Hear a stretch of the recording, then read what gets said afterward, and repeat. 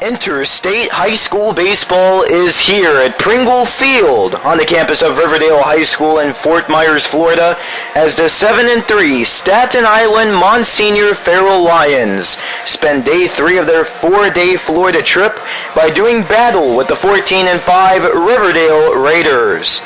Good evening, ladies and gentlemen, and welcome to the Riverdale Raiders Broadcast Network. This is Nick Rush giving you the call of the action, and as these two teams are just about set to go, it is time to give you the batting order of Monsignor Farrell. Batting first, the center fielder number 11, Hayden Gum. Batting second, designated hitter number 48, Vin Vitaco. Third, it's Jerry Hunsinger, the catcher wearing number 20, cleaning up. Second baseman number 4, Chris Taliercio. In the 5th spot, it's number 5 for Monsignor Farrell, the third baseman Matt McCarthy. Batting sixth, Chris Wagner, the left fielder number 12.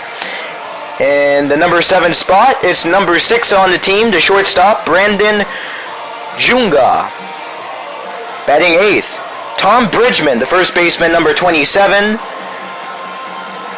Christian Talvi, the right fielder number 52, comes next. And that rounds out your batting order, as once again we are just about set to go here at Pringle Field.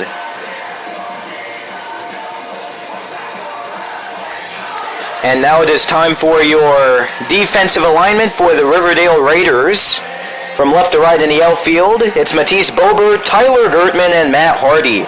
On the left side of the infield, it consists of Michael Connor tending third alongside the shortstop Daniel Kaler. Brendan McNabb is assigned over the second, and Carson Palmquist is the first baseman today for the Raiders. Trent Clark throwing the balls and strikes to the catcher Tyler Prell. So Trent Clark is throwing the last of his warm-ups on the bump. He is a right-handed hurler. Steps up.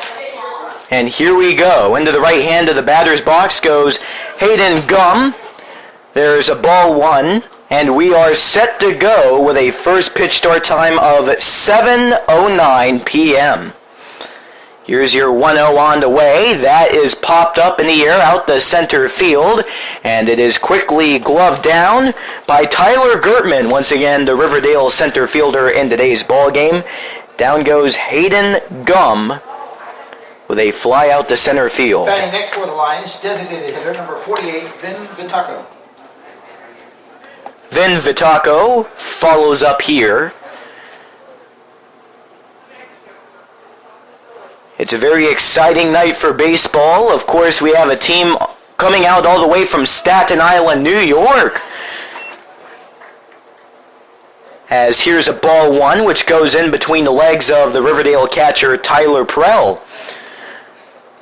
But one of the most exciting features of tonight, and I just had to bring it up right here at the start of this game, was that brand spanking new scoreboard out in left field. We've been waiting for that all season long to come in, and here it is. Count now 2-0 to Vin Vitaco. Make it 3-0 with 1 up and away. Once again, our old scoreboard here at Pringle Field got struck by lightning last season, and we have been waiting all of this season to get a brand new one, and it is worth the wait. Here is a 4-pitch walk going to Vin Vitaco. This time, the pitch comes in low and away, and Vitaco represents the first runner of the ball game for the Monsignor Farrell Lions. 1 on, 1 out here at the top half of the first, and it is 0-0. Between Riverdale and Monsignor Farrell. So Jerry Hunsinger now moves up from the on-deck circle. He is a right-handed hitter.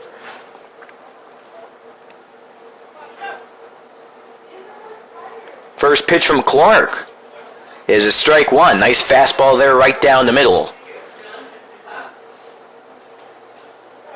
We are still observing it. It is over the left field wall. It's a fresh new scoreboard. Breaking it in. And of course, it comes in with the Riverdale colors. It is a garnet red background. And on top, it has a white stripe, a large one, which features the words Riverdale Raiders across the top, and the garnet red script. Count advances to 1 ball and 1 strike here to Jerry Hunsinger. Yet again, no score here at the top half of inning number 1. 1 on first and 1 out for Monsignor Farrell. Check over the first is close, but not in time as Carson Palmquist could not apply the tag to the runner on first, Vin Vitaco, who just moments ago got on with a 4-pitch walk. Both teams have garnet and gold as their colors when it comes to the school, but not the uniforms today, thankfully. Here is a strike 2. 1 and 2 is the count. Hunsinger. Riverdale sporting their home whites here in today's ball game. Garnet red script Raiders across the chest. Red numbers on the back. White pants. White caps. With the red bill. Garnet red, of course, as you can imagine. And the garnet red are fixed on the center for Riverdale. Here is a ground out to the second baseman, Brendan McNabb.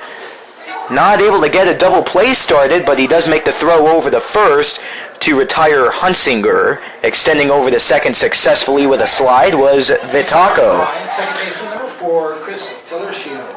So now 2 down here at the top half of inning number 1, and Chris Talercio hopes to keep things rolling here.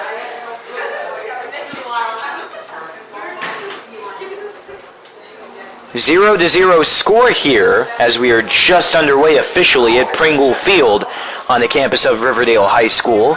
And it seems as if we have a stoppage in play here. It was a jewelry problem here with Chris Talercio. Just found that out up here in the press box. When it comes to the Florida High School Athletic Association, no jewelry is allowed to be worn by players. However, up in Staten Island, where Monsignor Farrell plays, that is a different story. Ball 1 taken low for Talercio.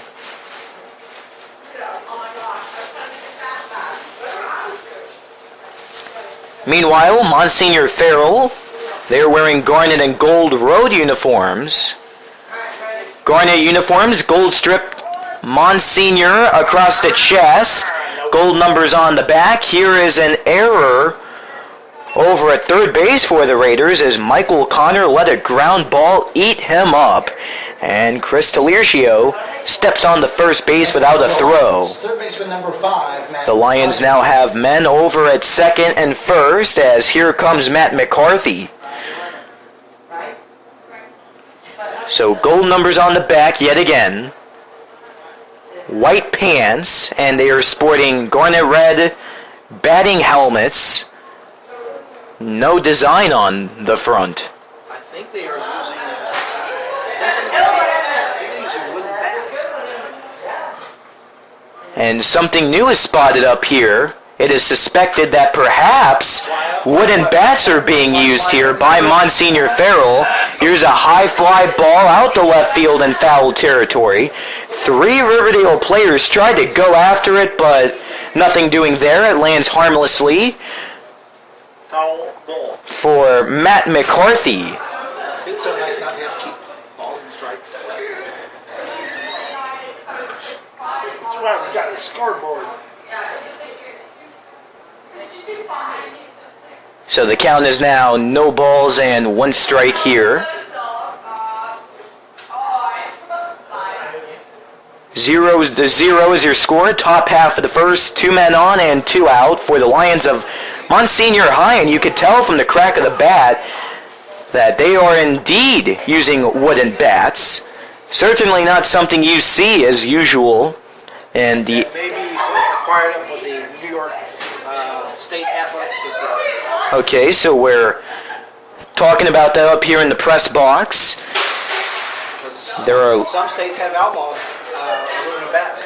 Interesting. So up in New York, of course, wooden bats are typically used game to game. However, here in the FHSAA, they're not as much of a trend, I guess you could say. Here they have the aluminum bats. 2 balls, 1 strike to Matt McCarthy at the moment. Some states have actually outlawed the wooden bats. This comes low at the feet, 3-1. And pointing that out here in the press box is Mr. Revels, doing some great work up here. And he has a lot of hats that he is wearing today. Public address announcer, he's a music player, and a scoreboard operator. He has 3 different roles today. A busy day for him over there. And he really enjoys this new scoreboard. I'm sure most people do. Hey, what's great is when you hit clear count, it clears the count off for you. Yes. Oh yes, we have a button that automatically clears the count up there. We didn't have that with our old scoreboard. Here's a foul ball down the first base side. That makes the count full to McCarthy. This guy don't want to walk. He wants to hit. That was inside. So McCarthy, into the right hand of the batter's box he goes. He crouches down, waving the bat viciously over his shoulder. And stepping off the rubber on the mound is Trent Clark. Takes a spin over the second base, but does not release a throw over the bag number 2, where Vin Vitaco is standing. He's over at second. Meanwhile, Chris Taliercio is standing over on first. A double steal is put into effect, and it will not matter. The payoff pitch is off to the side. Base on balls will pack up the bags for the Lions. Left fielder number 12, Chris Wagner. That is the second walk here of the first inning, pitched by Trent Clark. So interesting start here. Chris Wagner up next. He is the 6th batter here at the top half of the first. No score, but Monsignor Farrell is threatening. Wagner starts off with the ball 1. Come on, Trent. Come on, find your groove, buddy. And that scoreboard, the fans love it. Prior to the game, they even gave it a round of applause. That's how big of a hit this thing is. Fans really appreciate it after almost a full season of not having a functional one. Count even up, 1 ball, 1 strike, 2 down, top half of the first inning. No score, and the bags are packed up. This is fouled away down the right side of our broadcast position right behind home plate. And out of the baseball complex it goes.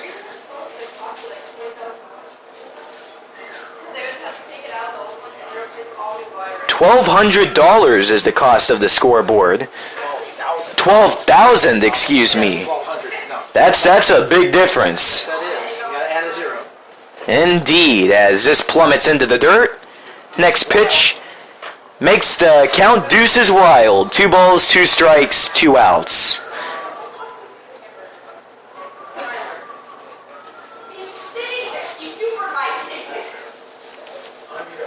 So Chris Wagner, very patient right now. And this is hacked down to right field line. Just barely gets over the Raider dugout. Multiple players down there on the first base side had to duck out of the way to prevent that one. Everyone is safe down there, however, as it goes over everybody's head.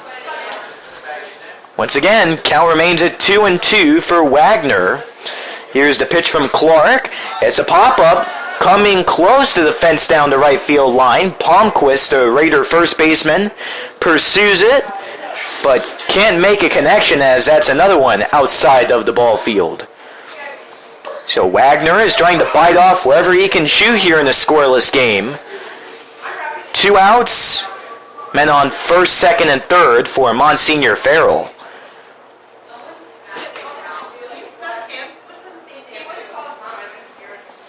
Trent Clark trying to get out of this jam and what has been a lengthy top of the first. Here's another one down right field. That is deep out there, but that doesn't get anywhere near fair play. So right now, Trent Clark, he is really gone to work out here at the top half of the first. His pitch count just continues to rise here with Wagner hacking away at every single delivery. Wagner stands straight up, tall and slender, the deuce. Off to the left side of the infield, the shortstop for Riverdale, Daniel Kaler, scoops it up, steps on the bag number 2 to retire the sides. Monsignor Farrell loads up the bases but can't get anything going. To the home half of the first inning we go, where your score is 0-0. More high school varsity baseball action on the way. Right after this, you are listening to the Riverdale Raiders Broadcast Network.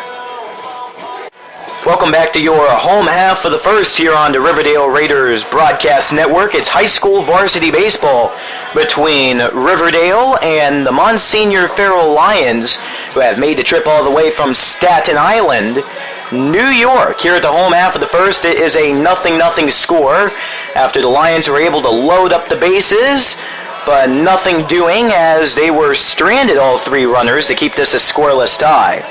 It is time to give you the Riverdale batting order here as we approach the home half of the first inning. Daniel Kaler, the shortstop, number 1, will be batting first. Second, Tyler Gertman, center fielder, number 14.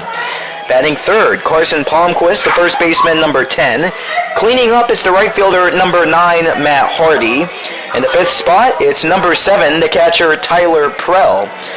Batting in the number 6 spot, Trevor Peckham, the designated hitter, number 2.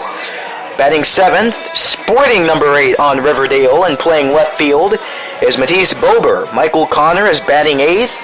He is the third baseman, number 4 on the team, and wearing number 3 on the back of his jersey, playing second base is Brendan McNabb, and that rounds out the batting order of RHS. Daniel Kaler stepping into the left hand of the batter's box as once again we are at the home half of the first inning, still 0-0.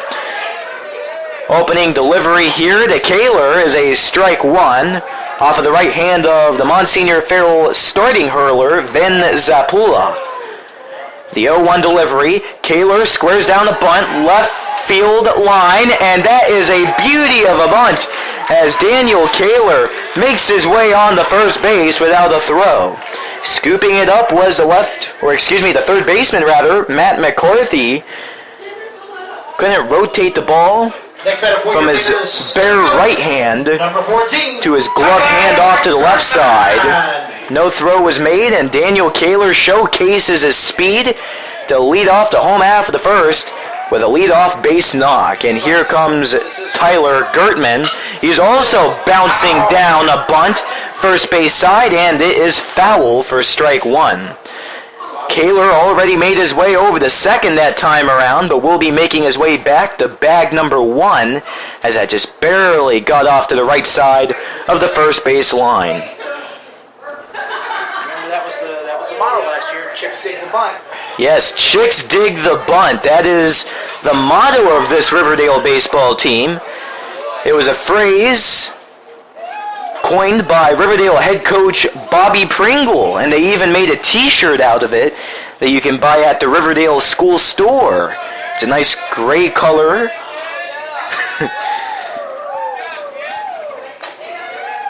I haven't seen too many people come out to the ball field wearing it, however, in the crowd this season.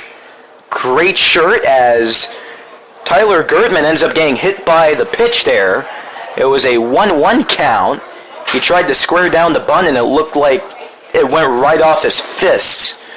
So 2 on for the Raiders, home half of the first. It's a 0-0 score, no outs. Gotta wait and see here.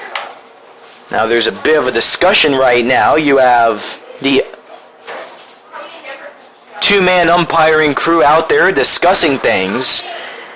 Out comes the Monsignor Farrell head coach, Robert Mulligan, to talk things out right in front of the home plate. Out comes Bobby Pringle, the Riverdale head coach, to discuss things as well. And meanwhile, there's a meeting on the mound here for Monsignor Farrell. So very interesting. Up here in the press box, we're still trying to determine what is the cause of the stoppage.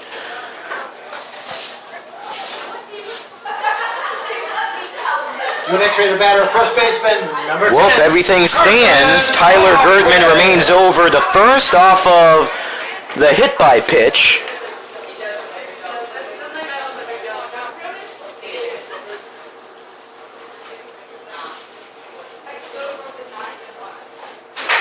And now, look at Carson Palmquist trying to square down a bunt, strike one.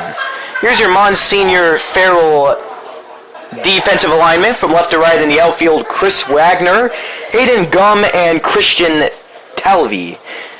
Off on third base is Matt McCarthy alongside the shortstop Brandon Juga. Chris Taliercio is at second, and Tom Bridgman is on first. Here's a bunt right up the gut to the pitcher's mound, where Vin Zapula steps up, throws over the first to retire Carson Palmquist, and stepping up now to the dish is Matt Hardy. Number 9, Matt Hardy.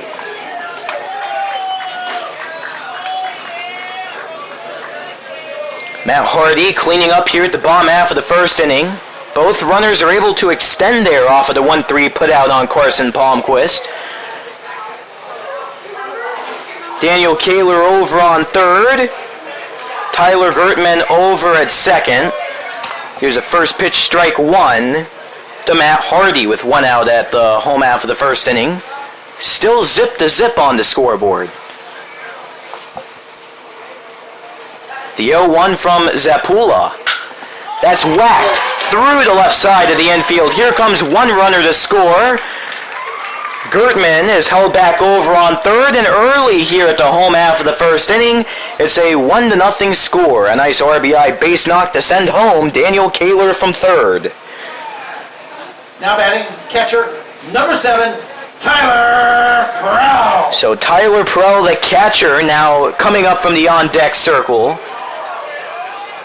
And now there are runners around the corners here for Riverdale. So thus far at the home half of the first inning, we have Daniel Kaler with a base hit. He just scored on that previous hit. And this is roped out to left field. High fly ball. That is tracked down and caught for an out. Meanwhile, threatening the tag up from third is Tyler Gertman, but he stays in his place. That is an F8 in the scorebooks, a fly out to the center fielder Hayden Gum for Tyler Prell, out number 2. And it's Trevor Peckham, the designated hitter. He is the 6th batter here at the home half of the first, so Daniel Kaler has a base hit and a run scored here at the home half of the first. Tyler Gertman got hit by a pitch. Carson Palmquist grounded out to the pitcher.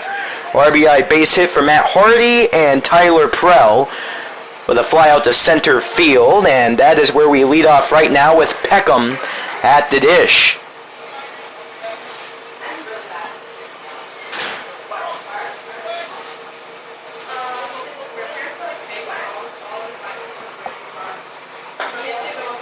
Strike one to Peckham. So both teams are starting out early here with the bats. Yet again, the Monsignor Farrell Lions at the top half of the first put runners on first, second, and third all together to load up the bases. Nothing could do there. And here comes Riverdale drawing first blood as they currently lead 1-0. Count is currently 1-1 to Peckham. Thank you all for tuning in to the Riverdale Raiders Baseball Network. Nick Rush giving you the play-by-play from Pringle Field at Riverdale High School. Here's Zapula with the fastball. Here's a skipper to the third baseman. Throw across is in time, and there is out number 3. So Gertman gets stranded over on third base. Hardy is left over on first, but the Raiders get on top first here in this game. At the end of one full inning, it is 1-0 Riverdale Raiders. As we head to the top of the second inning here from Pringle Field at Riverdale High School, it's Riverdale Raiders 1, Monsignor Farrell 0, as Brandon Junga will lead off inning number 2. First pitch, strike one coming into him. As he stands in tall from the left hand of the batter's box, it's the 7, 8, and 9 men due up here at the top of the second. As here comes the 0-1 from the Riverdale starting pitcher Trent Clark. That's down into the dirt for ball 1.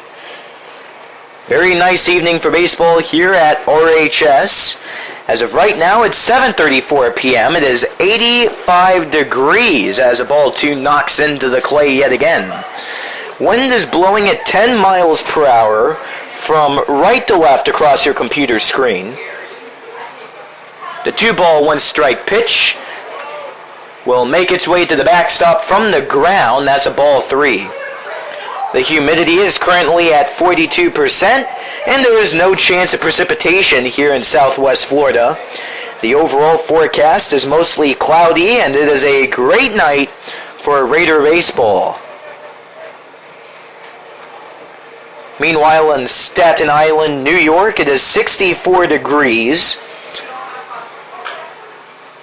3-1. That is bolted right in front of the Riverdale benches down the first base side. Count now full to Brandon Junga, the leadoff man here at the top of the second. 0-0 score between Monsignor Farrell and Riverdale. So 64 degrees in Staten Island as this is torn down the left field line and it remains foul. And the count remains full.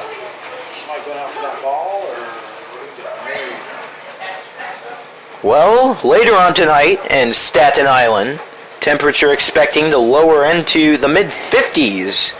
And that heads into all day tomorrow as this ball is given a ride out to left center field. That bounces down into the gap as chugging around second at the moment is Brandon Junga. He stays there. A nice leadoff stand-up double from Junga to start things off at the top of the second. Yet again, still no score. Or, excuse me, it is 1-0. So, excuse me, folks, once again, 1-0. I'm forgetting to look out in the left field. Yes, all season long, we've been taking the stats up here in the press box, so now I'm getting used to that. Go back to score. So now we got to go back to the scoreboard here out in left field, and the scoreboard never lies. It is 1-0 yet again, Riverdale. But right now a runner is over at second for Monsignor Farrell, who is threatening to tie up the game. 0-1.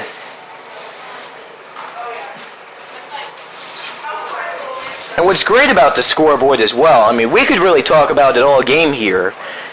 Nice and bright. The previous one that we had here at Riverdale, very small numbers. It was very hard to see. You had to almost squint to see the numbers. Here, all I have to do is look out to my left. I see the numbers nice and clear, and it reads 1-0 Raiders here at the top half of the second inning. Right now, the count is 1 ball and 1 strike to Tom Bridgman after Brandon Junga just moments ago unleashed a double out to left center. Trent Clark on the mound with the throw home. That's another one. A fly ball out to right, and that's a dead ball. 1 ball, 2 strikes at the moment. No outs. Raiders up by 1 run at the top of the second. Well, that's 64-degree weather in Staten Island. It actually sounds pretty tame compared to what's been going on recently in the Northeast regarding the weather. Here's a bouncer, left side of the infield. Sliding to it is a shortstop, Daniel Kaler, and he provides the clean throw over to first. 1 down here at the top of the second inning. Well, for example, the city of Portland, Maine has still been dealing with temps in the low 40s throughout the month of April. And here's Christian Talvey, the 9th man in the order for Monsignor Farrell.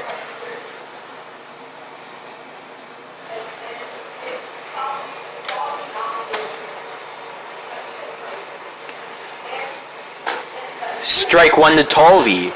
Just moments ago at the home half of the first inning, Matt Hardy bolted an RBI base knock through the left side of the infield, which sent home Daniel Kaler from third to break the scoreless tie in advantage of the Raiders. Late swing and a miss. No balls, 2 strikes to Christian Talvey. Nice crowd here on hand tonight Plenty of fans sitting down the Raider fan section in the first base side. Down third, we have plenty of Staten Island supporters. They made the long trip to support Monsignor Farrell High School baseball. Up and away, count 1-2. We also have a couple of fans in the cheap seats out in center field. They got chairs up in cheap seats. This is interesting. They're down both left center and right center, high atop the bleachers of the Riverdale football field. Also host the Riverdale track team, soccer, and lacrosse. 2 balls and 2 strikes now to Christian Talvey. But you get a nice view out there on top of those bleachers from the Carl Engel Field. Straight out over the center field wall, some fans are watching from atop the railing out in left center and out in right center. And some fans have even brought fold-up chairs with them. How interesting is that? They have leaned them out in front of the field. That's nice. Those fans are improvising as a walk is issued to Christian Talvey. 1 on third, 1 on first for Monsignor Farrell at the top of the second. 1-0 Raiders. So we head to the top of the order with Hayden Gum stepping to the plate, but not before a meeting on the mound will be issued. Out comes the Riverdale head coach Bob Pringle. Reminder, Raider baseball's final home regular season game will be Tuesday, April 25th. And as you can hear in the background right now, on the public address system, an announcement is being made for the upcoming senior night for Riverdale. It is hard to believe that this is our second to last regular season home game in 2017. It really is hard to believe. We started this season in the first week of February with our pair of preseason matchups here at Riverdale with the annual Raider Classic here at Pringle Field. Next thing you know, here we are right in the middle of April. Time flies. And now here's another delay after the meeting. Pringle has made his way to the benches, and let's see what this is. This is kids gotta. You can't have anything on. You can't have rings. You can't have wristbands. You can't have change. You can't have any type of jewelry. You can't have any type of jewelry. That's the second warning he's given them. So I don't know what's going to happen there. I don't know. So this is once again a jewelry issue. And that's the rule. That's always been the rule. Of course, I don't know if that's the rule here. Yes, Hayden Gum, he is taken over in front of the Monsignor Farrell benches. And right now, Robert Mulligan, their head coach, is having a conversation with him. He's also talking with the home plate umpire, occasionally looking over at Hayden Gum. And that's the thing about the Florida High School Athletic Association. The rule book says you cannot have any type of jewelry, no rings, no watches, nothing. We may be having a pinch hitter come in here. We may have told him to have a seat. And this is turning out to be a very large problem at the moment. The conversation is still ensuing. It's a rule. And now we don't see Gum out on the field, so potentially we may see a pinch hitter. But let's just wait for a moment. Once again, it's 1-0 Raiders here at the top half of the second. And this delay continues.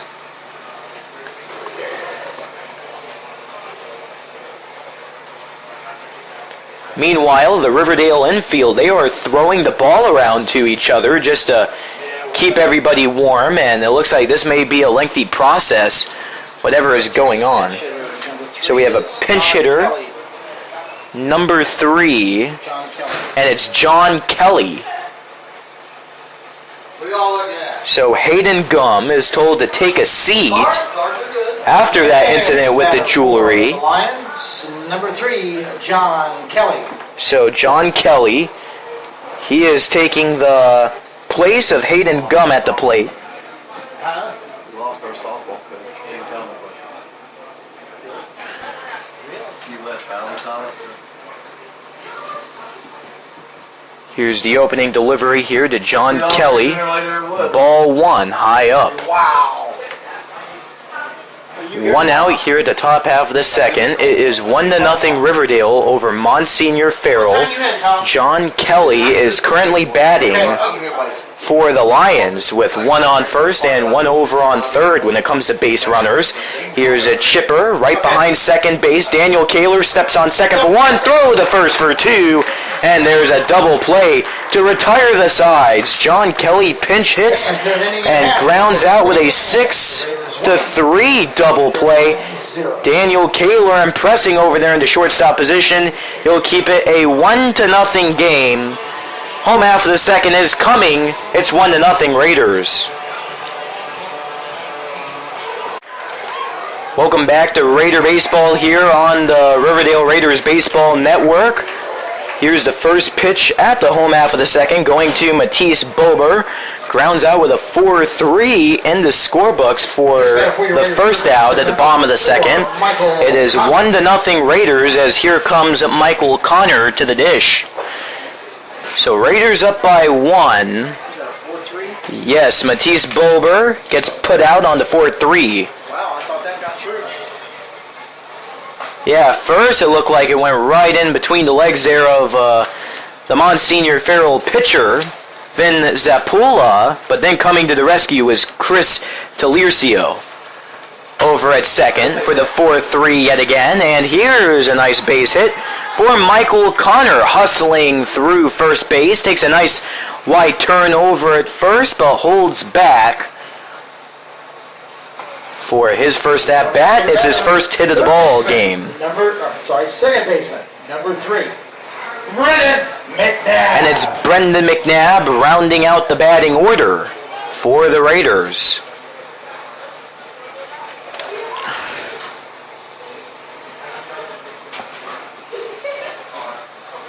McNabb playing as the second baseman here in today's ball game. Hack and a miss. Here's a throw over to second base. It's in time, but there was no tag applied on the base runner, Michael Connor. So he gets into some luck there, and Connor finds his way into scoring territory at second.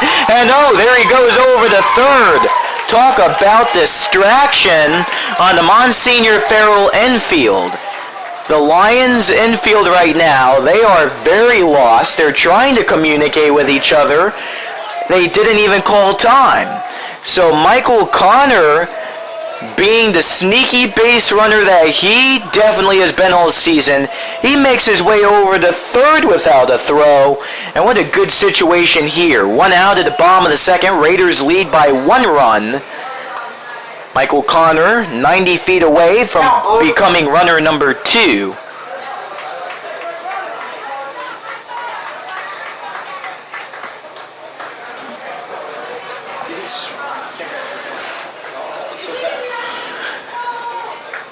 So Brendan McNabb, first pitch he swung on and missed.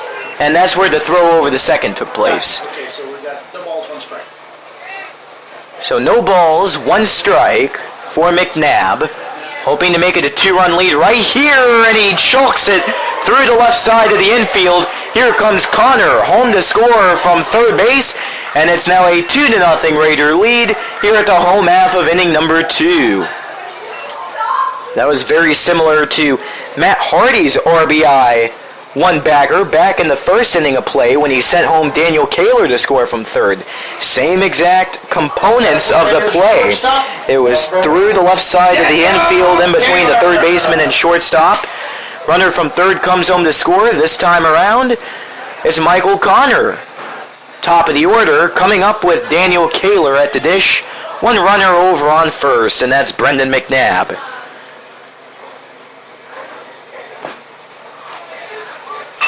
Opening delivery to him. That's a chipper. Infield ground out. A 6-3 put out as the shortstop Brandon Juga lifts up that ball, tosses it over to Tom Bridgman on first for the second out. Now batting for you. And it's Tyler Gertman stepping in. Tyler Gertman. Tyler Gertman, back in the first inning, he was hit by a pitch, giving him the free ride over the first. He was later stranded over on third base by the end of the opening inning to this ball game. Vin Zapula finds himself a bit distracted over on the runner over on second, which is Brendan McNabb, or yes, that is the case. It is McNabb. Moments ago, Michael Connor came home from third to score. Just had to settle those two apart on my scorebook. Count 1-0 to Brendan McNabb, the base runner over on second. The count is going to Tyler Gertman. I'm getting mixed up with my wording there.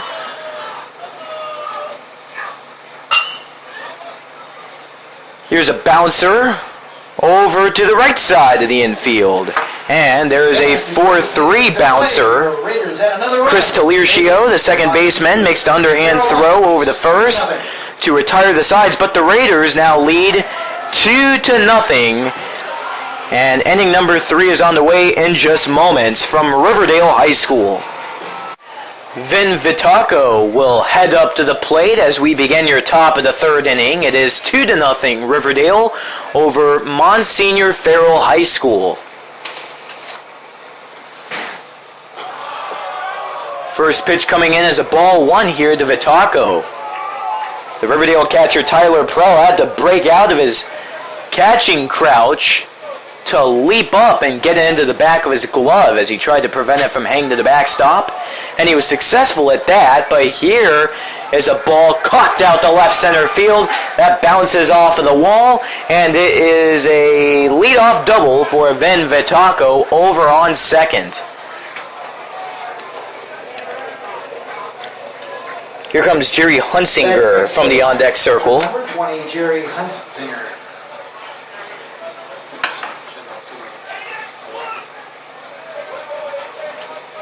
Hunsinger 0-for-1 on the day after a ground out to second base back in inning number 1 of play.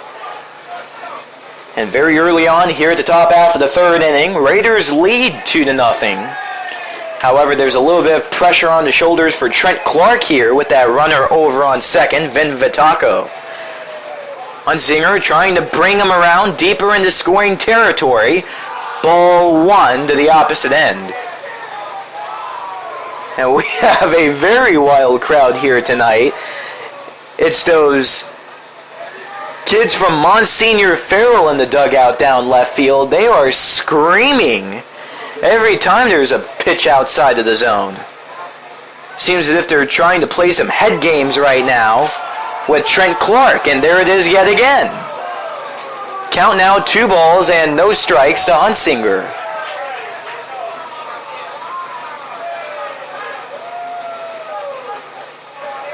I'm sure these Riverdale players certainly do not appreciate that, but it's just something that Clark is going to have to work through right now. The 2-0 windup. High flyer out to left field, going towards foul territory, and there's some great communication by Riverdale as the catch is made for out number 1. And getting all the way out in deep left field foul territory was Daniel Kaler, the shortstop.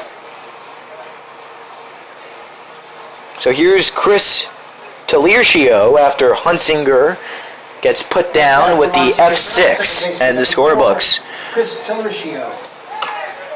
1 on second, 1 down at the top of the third. Raiders lead 2-0 over Monsignor Farrell.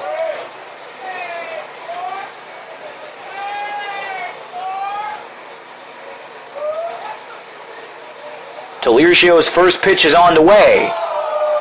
Ball 1, just a bit high up.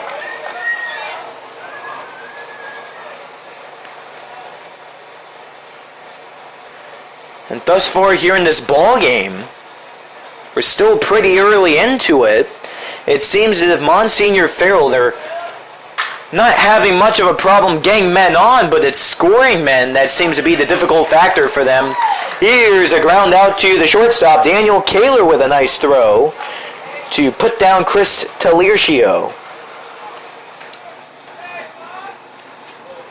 Batting next for the Lions, third baseman number 5, Matt McCarthy. And here comes Matt McCarthy facing 2 outs.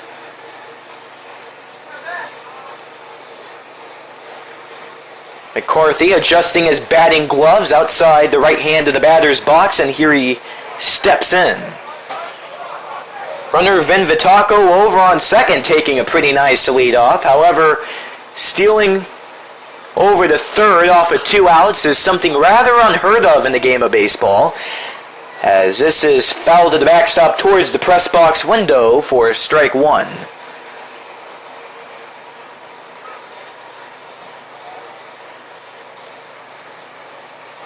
If you've ever heard of the unwritten rules of baseball, I believe that's one of them. It's not a good thing to steal over to third off of 2 outs. However, those unwritten rules are very controversial among fans, as this is way out to center field, and the catch is made. What a wonderful performance there by Tyler Gertman, just barely catching up to it, and he gets that job done. Monsignor Farrell strands Vin Vitaco over on second, as they can't get on the board still. Bottom of the third is up next. Raiders still lead by a pair of runs. Raiders lead over the Monsignor Farrell Lions 2-0. And here on the campus of Riverdale High School, it is the home half of the third inning. Here come the Riverdale Raiders up to bat with Carson Palmquist starting things off. He flies this one out to left field, foul ball.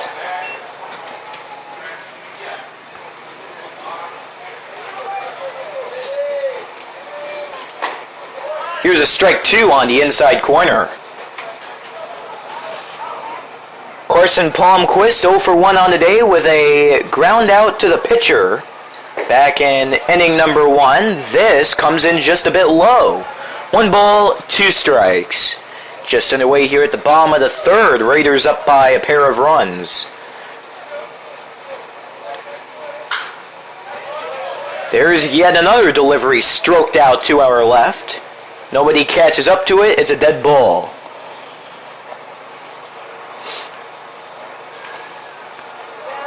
Both of these teams enter the game off of facing some hard times in the past couple of matchups.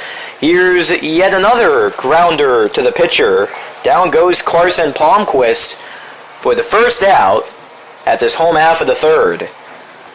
Your next Raider batter, right fielder number 9, Matt. And it's Matt Hardy up next on the lineup. Well, Riverdale, they are returning off of a 3-game road trip where they went 0-3 in all of those games, which is very unlike Riverdale. Ball 1 off to the opposite side of Hardy and the left hand of the batter's box. This is the first losing streak of the season that Riverdale has faced, and they're trying to bust it right now in front of their home crowd. Now 2 balls and no strikes. Started off on April 6th with a 3-4 defeat, and this is way out to left field. That's getting towards the wall, and it is foul. Just barely gets out of fair play, and right now Hardy is wishing that he had a bit better luck there. When you get that ball up in the air, the way the wind's blowing out of the east, it's going to take it foul unless the only way it keeps it in is if you hit it more toward left. That was almost left line. And that's something that we mentioned earlier on here in this ball game. We have 10-mile-per-hour winds here in this ball game, moving out towards left field. 2 balls, 1 strike. And now time is called as Vin Zapula steps off of the bump. Well, on April 6th, it was a 3-4 defeat for the Raiders at the Estero Wildcats. That game ended in 8 innings, so 1 extra inning of play there. And it really hurts, especially when you're going up against a Class 7A District 12 rival like that. Foul ball makes it 2-2, and here's another pitch ripped out the left. Foul. On April 7th, this was a huge surprise. Riverdale lost 0-16 at North Fort Myers. That was a game that consisted of only 3.5 innings. Big hack and a miss. And getting retired is Matt Hardy off of a swinging strikeout. First strikeout of the ball game here for Vince Zapula, Number 7. the Monsignor Farrell starting pitcher. Tyler Prell digs in. 2 down here at the home half of the third inning. Raiders 2, Monsignor Farrell nothing. Prell connects with the first delivery, drives it backwards, 0-1. And then Riverdale on April 11th, they were defeated 5-8 against the Ida Baker Bulldogs. Nice curveball there for a strike. No balls, 2 strikes. That game was a part of the Battle of the Border tournament at Riverdale High School. This is a dangerous fly ball down the first base side, and out of play it goes. That went dangerously close to the Riverdale fans section. Many fans ducking and covering. Everyone seems to be okay, thankfully. So Riverdale got eliminated in the first round of that tournament at Terry Park. Neutral site game. And Tyler Prell gets put down looking. And through 3 complete innings, Raiders are up over the Lions of Monsignor Farrell. It's 2-0. Coming to the 4th inning, you are listening to the Riverdale Raiders Baseball Network. The 4th inning has come upon us here at Riverdale High School. It's Riverdale 2, Monsignor Farrell nothing. As here comes Chris Wagner to start things off at the dish. Opening pitch, that is chopped out and a fly ball left center field. And it is a can of corn out in center field for Tyler Gertman, out number 1. Here's Brandon Junga. Batting next for the Lions. Junga, 1 for 1 on the day. Back in the 2nd inning, he connected for a double to lead things off in that inning. So he knows how to really connect, and that's something that this Riverdale starting pitcher, Clark, needs to remember. Starting off with a 1-ball no-strike count is Junga. Next one coming from Trent Clark. Ball 2 as it knocks into the clay.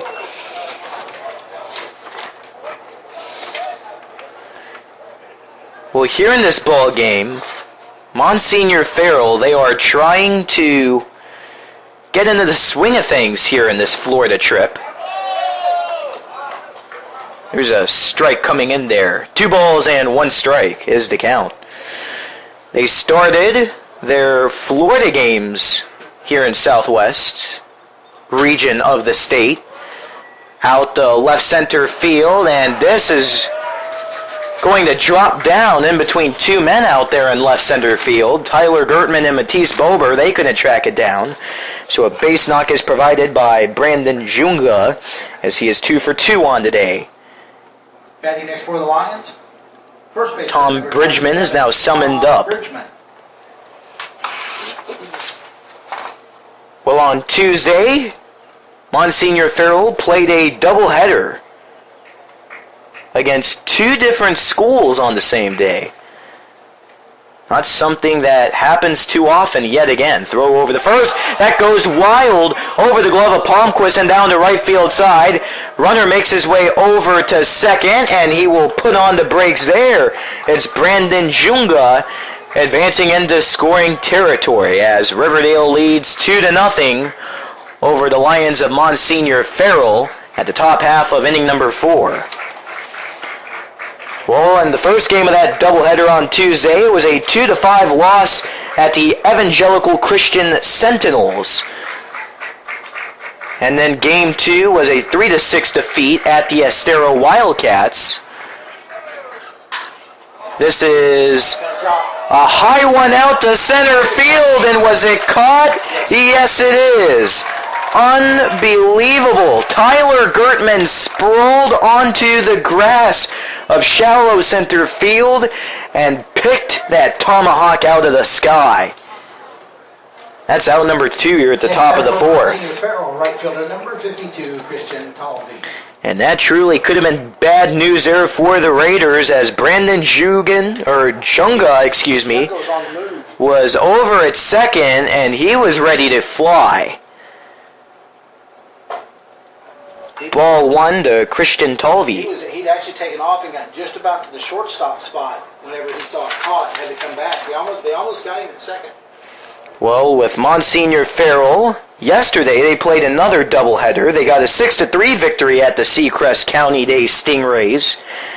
And they lost later on that night at the Lely Trojans. 5-8 was the final score as Lely picked up the W yet again. 1 ball and 1 strike is the count to Christian Talvey. So no doubleheader today for the Lions of Monsignor Farrell. A little bit of relief for them, as here's a strike just barely getting in on the corner. 1-2 to Talvey. Right now Trent Clark trying to retire the sides with 2 outs. We are currently at the top half of the 4th yet again. Raiders up by a pair. And this just misses high and dry. 2 balls, 2 strikes, and 2 outs. Raiders up by 2.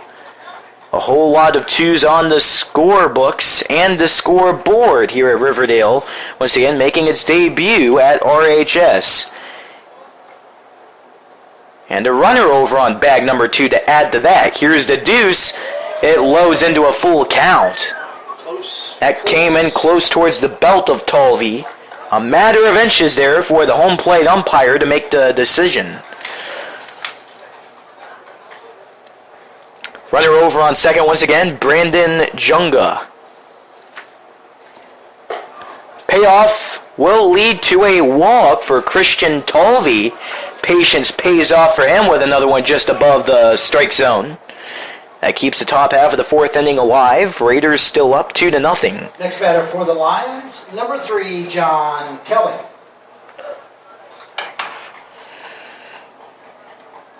So John Kelly is up. This is his second at-bat of the ball game. He's a pinch hitter for Hayden Gum, who got pulled out of the game due to a jewelry issue. Wardrobe malfunction. You could call it a wardrobe malfunction, yes. He's not a pinch hitter. He replaced him. He was pulled, benched. This guy wouldn't. Okay, so John Kelly. I'm thinking he's a center fielder. So John Kelly taking over for Hayden Gum in this action. And we can only assume that he will be out in center field for the remainder of this game. So once again, John Kelly in this game to stay, and he plants it out to left field to the wall. Here comes one runner to score, another one is on the way, no throw, and we are tied up at 2 apiece. RBI double for John Kelly. And his second at-bat of the ball game, he sends home both Brandon Junga and Christian Talvey. It is 2-2 once again here at the top half of the 4th. A whole new ball game just like that. All it takes is one pitch.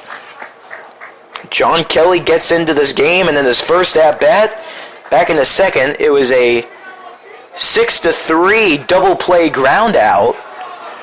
But this time, he shows that he deserves to stay in this game with an RBI double out to left center. Trying to really reach out for it was Matisse Bober, but he couldn't keep up with the speed of that well-hit ball on the sweet spot of the bat. John Kelly over on second, representing the go-ahead run now for the Monsignor Farrell Lions. Here's Vin Vitaco.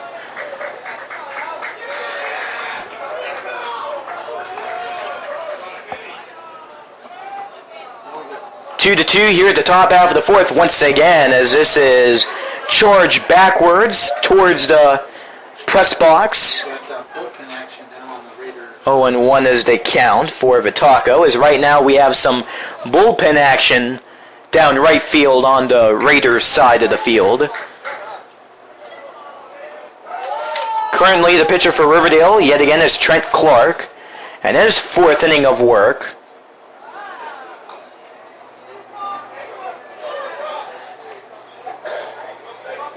And there was a very brief stoppage of play there as a home plate umpire stopped to tell Vitaco something. And right now it sounds like there's some trash talking out there in the crowd. My goodness, what a crazy game this has been. We're only in the fourth. 1 ball, 1 strike. 2 outs here at the top half of the fourth inning. And right now, these fans, they are chirping back and forth at each other. This is unlike anything else we've seen. Still 2-2 here at the top half of the fourth yet again, and this misses a bit too high up.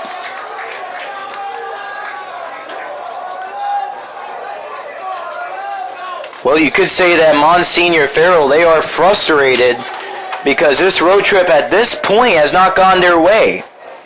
In Florida, they are 1-3 heading into the game. Here's a swing and a miss. Deuce is wild yet again.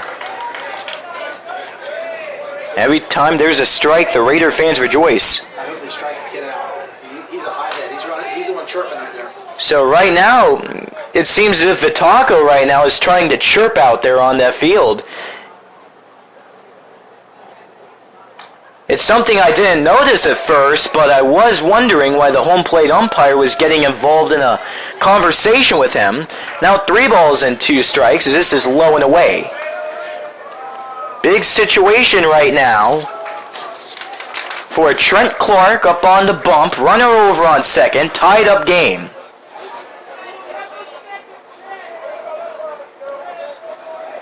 Clark really wants to strike him out. Can he do it here? It's a pop-up. Left side of the infield. Racing towards it is Connor, and he can't get it. My goodness. Michael Connor was getting twisted up. That's the perfect term for what was going on. And he just couldn't reach out to it. That's frustrating because Riverdale thought that they could end this top of the fourth right then and there. But once again, it's Vitaco still up at the plate. A lot of trash talk has risen high here in this ball game. This is where the play starts to get intense. The payoff, is it in? No, it is not. Riverdale fans not happy with that. Yet again, it was a matter of inches. So Vitaco marches over to first base after what was a very lengthy at-bat. Runners on first and second for Monsignor Farrell. Raiders came in at the top half of the fourth, leading 2-0. Now a 2-2 game. Betting next for the Lions. As just moments ago, John Kelly laced an RBI double out to left center field. That scored home runners Brandon Junga and Christian Talvi. And John Kelly still over on second. Ben Vitaco runs him, or joins him as a base runner over on first. Hey, Sally. And right now taking some practice swings is Jerry Hunsinger.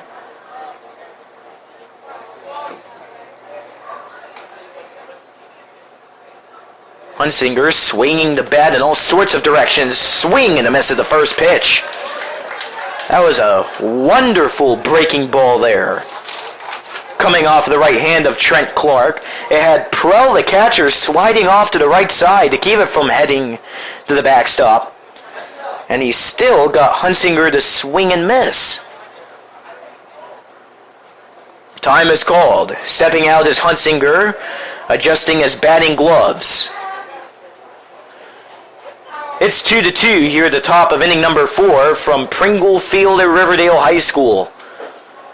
Here's another breaking ball. Ignoring it that time around is Hunsinger. 1 ball, 1 strike, and 2 outs. So Kyle Adorno is the pitcher warming up out in right field in the Raiders bullpen.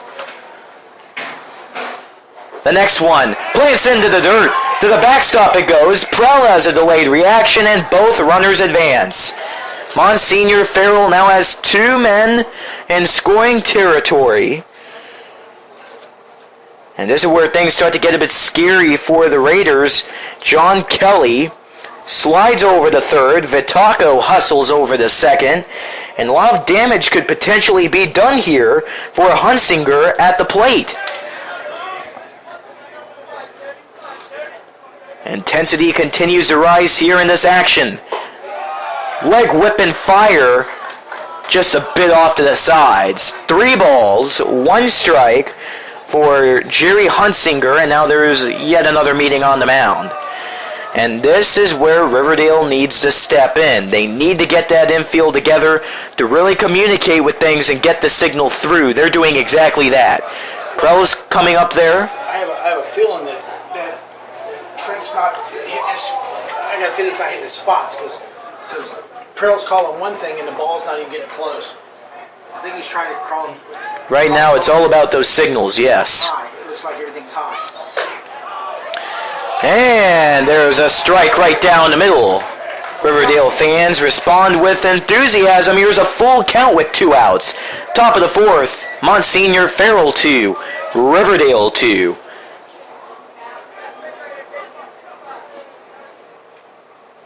Vitaco on second, Kelly on third, and it's a walk. Bases are loaded for the second time of the ball game for the Lions, and out comes Bobby Pringle, the Riverdale head coach. Wouldn't surprise me one bit if he did one or the other. If he just wanted to keep in Trent Clark as a pitcher and talk things through, or he could also throw out Kyle Adorno, but at the moment, Adorno is still warming out in the right field bullpen, and it looks like it's just a brief conversation here. Will be on Tuesday, April 25th. What an intense top of the 4th it has been. It has felt like it has dragged on for quite some time, but it's been an entertaining one nonetheless. Still 2-2. Next batter for the Lions, second baseman number 4, Chris Talercio now can play a huge weapon here for Monsignor Farrell. Runners on first, second, and third. Back in the first inning, Monsignor Farrell had the bags packed, but all 3 of those men were stranded. Starting off with the ball 1 here is Talercio. Right now it seems as if the pitches of Trent Clark aren't exactly snapping. 1 ball, 1 strike. He's recently been showing off a lot of his curveballs, but something about it just isn't going his way. 2 balls and 1 strike as this taps into the dirt.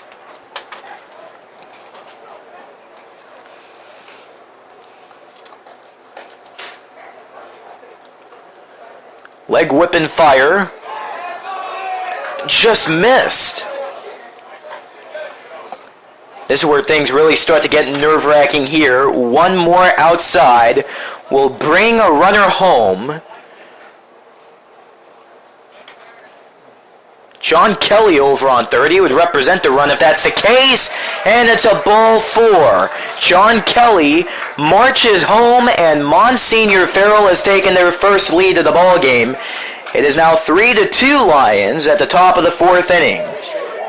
Base on balls there for Talercio. That now represents 3 straight walks by the pitcher Trent Clark.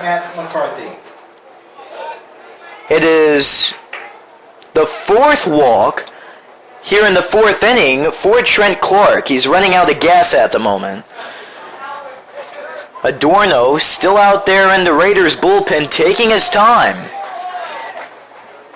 Starting to wind down as he's thrown the last of his warm-ups out there. And this is knocked backwards to the safety netting. 0-1. Once again, the Raiders, they now trail for the first time of the game. They are down 2-3, top of the 4th. Bases still juiced for Monsignor Farrell.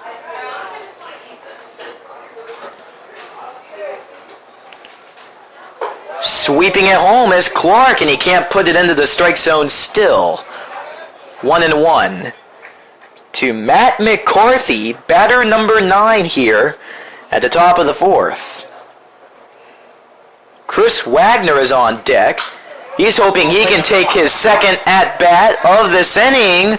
Will he be able to? Here's a pop-up, and it's caught by Michael Connor over on third to end the madness, but the damage is done. Monsignor Farrell gets on the board, and they score 3 runs to take their first advantage of the ball game. It's 3-2, Monsignor Farrell over Riverdale.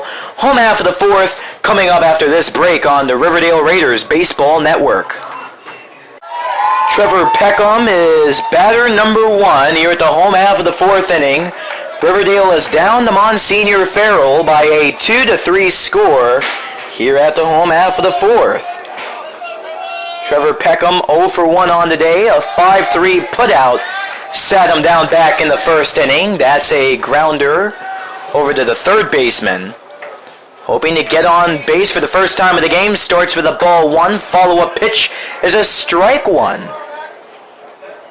As we are off to a quick start at the bottom of the 4th, and what was a very dragged out top of the 4th, where Monsignor Farrell has scored 3 runs. Oh, there's an error over onto shortstop. Trevor Peckham rounding first. He holds back. And sliding over there at the shortstop position for Monsignor Farrell was Brandon Juga.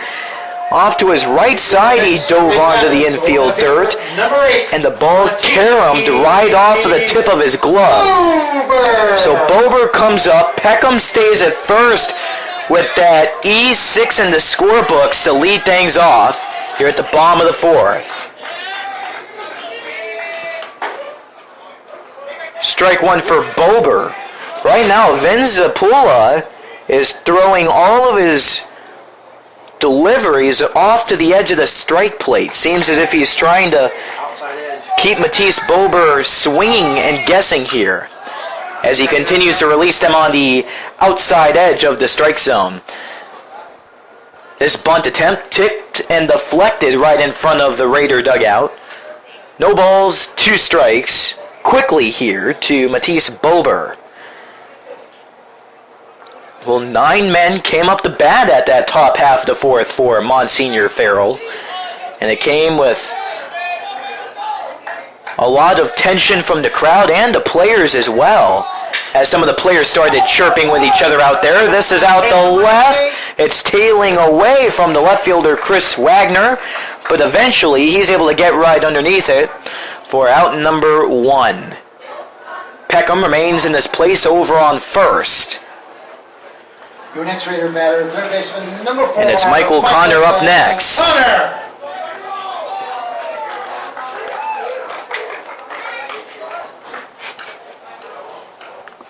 Michael Connor had a 1-bagger back in his second inning.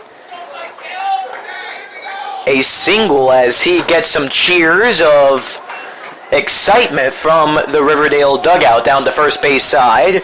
Connor watches a strike 1 go by. Those Riverdale players on the dugout, they are clapping repeatedly here to hype up the Riverdale squad as a whole. This hops away from the Monsignor Farrell catcher, Hunsinger. He's able to quickly reclaim it, and Peckham does not even think about stealing over to second.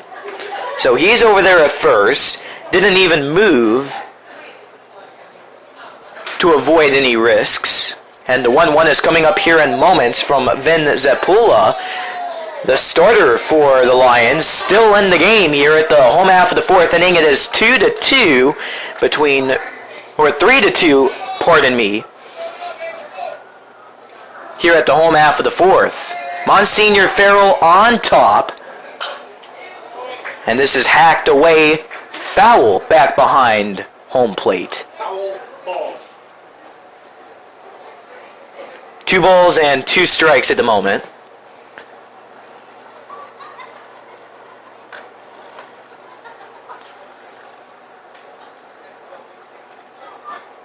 Zapula waits a moment, delivers at home, and it's out to left center field.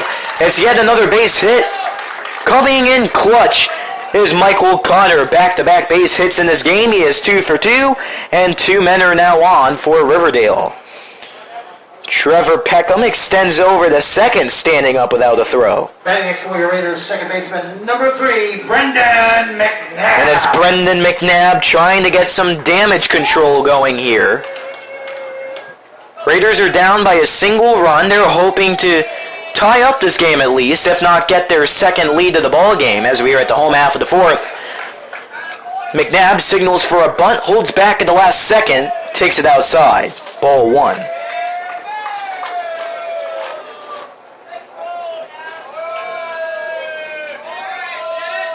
He's signaling for that bunt yet again. Hustling down first is Tom Bridgman, the Monsignor Farrell first baseman. 2 balls and no strikes as yet again McNabb pulls back the bunt. Right now Jeremiah Dunnick is warming up in the Riverdale bullpen down right field. 2 balls and 1 strike now. 39. That's from Nelson Smith. Nelson Smith correction out there in right field as I was trying to read his number. Yet again, that's Nelson Smith, not Jeremiah Dunnick. Throw over the first off of the snap, and it is not in time. Play moving very quickly here. Count 3 balls and 1 strike to Brendan McNabb. Just at the top half of the fourth, we had Kyle Adorno warming up out there for Riverdale in the bullpen. Now it's Nelson Smith. So we'll have to look out for him in the future of this ball game. Count is full with a fastball on the outside corner. 3 balls and 2 strikes right now. 1 out. Raiders are down to Monsignor Farrell, 2-3. Hit again here at the bottom of the fourth. Check swing and a miss. And getting retired is Brendan McNabb. That's the 3rd strikeout hurled by Zapula thus far on tonight as the Lions starter. Batting next for the Raiders, shortstop, is number 1. Back to batter number 1 on the order. It's Daniel Kaler. And now a meeting on the mound. Out comes the Monsignor Farrell head coach, Robert Mulligan, to have a quick talk with the infield. And our public address announcer, music DJ, and scoreboard operator, Mr. Revels, is playing Jeopardy, the thanking song, which gets a nice soft laugh from the crowd, specifically the Riverdale side, as you can imagine. Well, that quickly disperses that whole meeting, and here's Kaler with 2 outs. Runners on second and first. Monsignor Farrell up by a single run. The pitch and the foul ball. That was a rough deflection there for the Monsignor Farrell catcher Huntingzer, as it went off the tip of Kaler's back, off of Huntinger's helmet, off of the face mask there as the catcher. And then to the backstop as a foul ball. Count quickly speeds up to 1-1 for Daniel Kaler.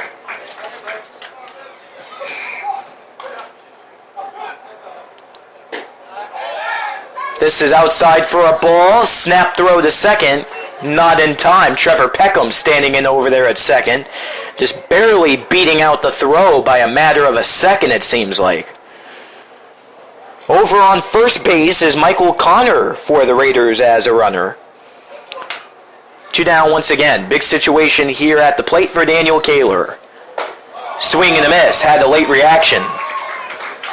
2 balls, 2 strikes, 2 outs. Now it's do or die for Kaler. Kaler hoping to tie up the game here for the Raiders. Riverdale is down 2-3 to Monsignor Farrell at the home half of the fourth. And there's a strikeout. Kaler gets put down looking, and through 4 complete innings, it's Monsignor Farrell 3 and the Riverdale Raiders 2. Here comes your 5th You are listening to the Riverdale Raiders Baseball Network. Chris Wagner leads off the inning for the second inning in a row. We are at the top half of the fifth inning. Monsignor Farrell leads over the Riverdale Raiders by a 3-2 score. Opening deal is chopped out to center field, and look at Chris Wagner go, getting on to first with a base knock to center. It's the first time in the ball game he's gotten on base of the night. Next batter for the line, shortstop number 6, Brandon Junga. Brandon Junga follows up next. Well, Chris Wagner back in the first inning had a fielder's choice ground out over to Daniel Kaler, the shortstop. That retired to sides back in the first. He flew out to center field back in the fourth, and this time around he gets a nice base hit to dig into first base.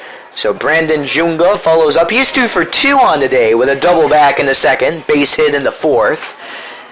Starts this at-bat with a strike one. Riverdale trailing by a single run here at the top of the fifth. We thank you all for tuning into the Riverdale Raiders Baseball Network. Nick Rush giving you the play-by-play of the action as we are alongside Mr. Revels, public address announcer, Where? scoreboard operator, and the DJ on the PA system. Where'd he go? Where'd he go? Brief stoppage in the action as right now trying to adjust to his new position on the mound is the next pitcher for Riverdale, number 39 Nelson Smith, in his first inning of work, taking over for number 13 Trent Clark, who was originally the starting pitcher of the game for RHS. Count is 1 ball, 1 strike to Brandon Junga. No outs at the top of the fifth. Chris Wagner is a runner over on first for Monsignor Farrell. They are up by 1 run yet again. This touches up on the outside corner. Ball 2.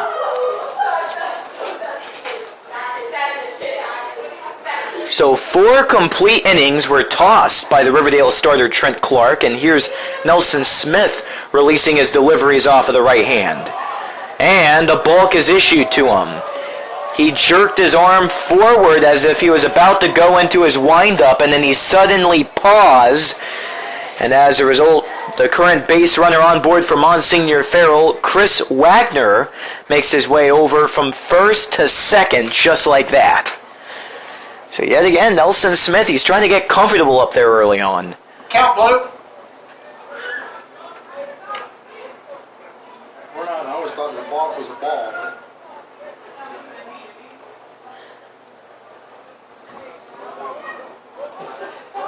2-1 is the count.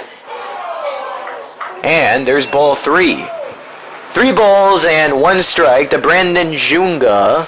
Wagner is over on second base at the moment for the Lions. They are up by 1 at the top of the 5th inning.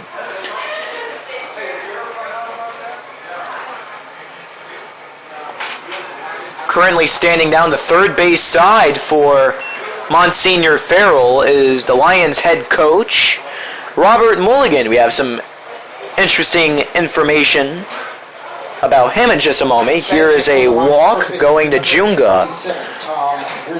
2 runners on now for Monsignor Farrell. It's Tom Bridgman moving in from the on-deck circle. We have a pinch hitter now batting number 13, Ryan Gilmore.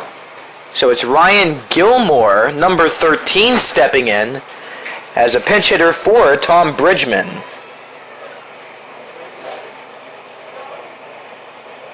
So that's something that we caught on to here in the press box. Ryan Gilmore up for his debut at bat of the ball game, pinch hitting for Bridgman. Hack and a miss, 0-1.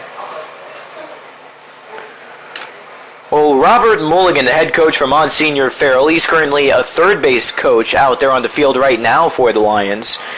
He is a former minor league baseball left-handed pitcher. Check swing, and he goes through with the miss. No balls and 2 strikes to Ryan Gilmore.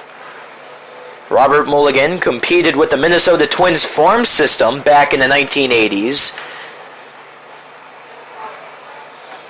So very interesting that a former minor leaguer with the Minnesota Twins can bring some info for this school in Staten Island. There's strike 3. Ryan Gilmore goes down looking. That's the first out here at the top of the 5th. It's Monsignor Farrell 3, Riverdale 2. Now batting for the Another pinch hitter, number pinch 7, hitter is up. John LaPointe. And it's John LaPointe, substituting for Christian Talvey. That is the third pinch hitter that Monsignor Farrell has brought into this game. They're giving almost everyone a chance over there on the bench. Here's a nice snap throw from the catcher, Tyler Prell. Throw to second. Not in time. Fans beg to differ in the Riverdale section. And that was a ball 1 to John LaPointe. So John Kelly, he's pinch hitting for Hayden Gum in this game. Ryan Gilmore just came in for Tom Bridgman as a pinch hitter. And at the plate right now is John LaPointe for Christian Talvey. Talvey now calls time as he steps out of the right hand of the batter's box.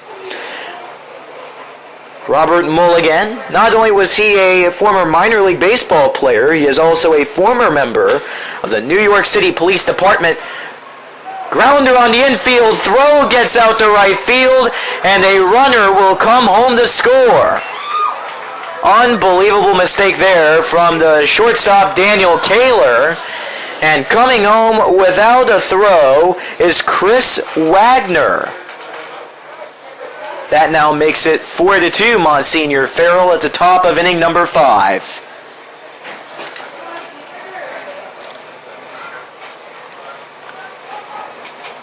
Runners now are on the corners here for the Lions. Number 3, John Kelly. And John Kelly now hopes to add to the damage. The Lions, they're up by 2. This is their largest lead of the ball game. With a runner on third, they can do some serious destruction here at the top of the 5th with only 1 out as well. Nelson Smith just trying to battle it out here in his first inning of work up on the mound. Once again, coming in as a reliever for the original Riverdale starter, Trent Clark. Ball 1 tossed in for John Kelly.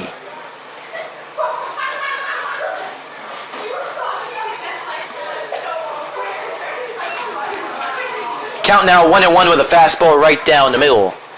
And for Riverdale, you have Bob Pringle, their head coach. He is a former pitcher of the Maryville College baseball team, a Division III program.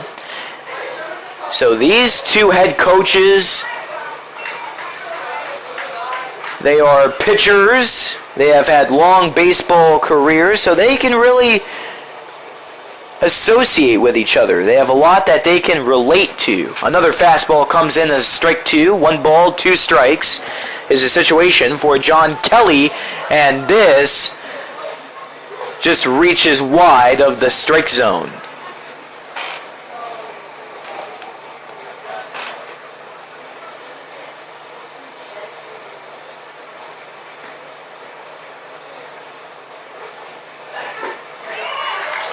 Big swing and a miss there by John Kelly for out number 2.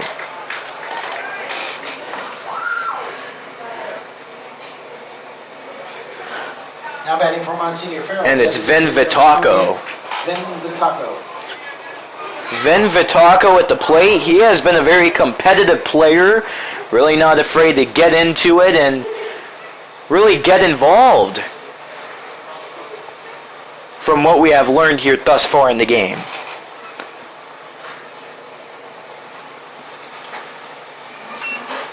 This is just a bit outside for Vitaco. Thus far, he has had a walk in the first, a double hit in the third, and another base on balls in the 4th.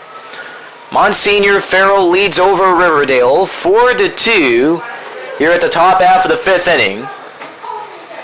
Dodging out of this one was Vitaco for yet another ball. Strutting over to Nelson Smith on the mound is Carson Palmquist, the Raider first baseman.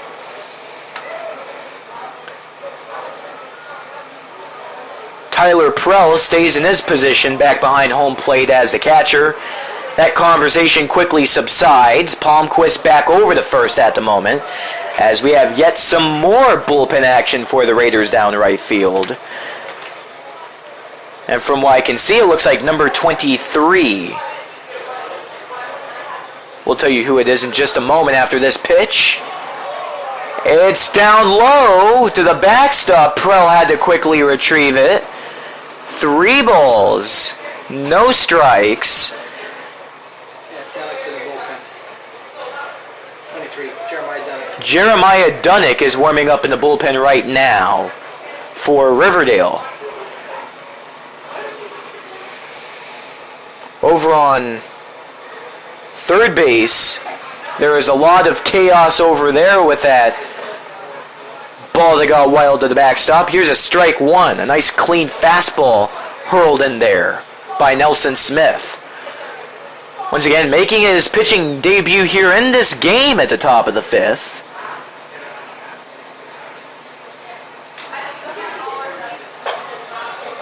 And this is just outside on the corners. It's another walk. This time it's to Vin Vitaco. It's his 3rd base on balls of this contest. So if there's one thing you can learn from Vitaco, it's that he's very patient and he knows how to really wait things out. Jerry Hunsinger. Jerry Hunsinger now continues the top half of the 5th. Monsignor Farrell is up 4-2.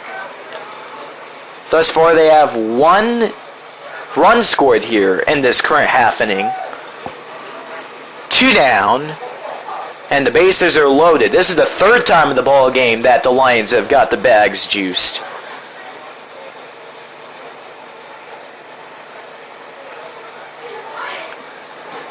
Trying to end it right now is Nelson Smith, and that almost hit the batter Hunsinger. Just twisted out of the way. Ball 1.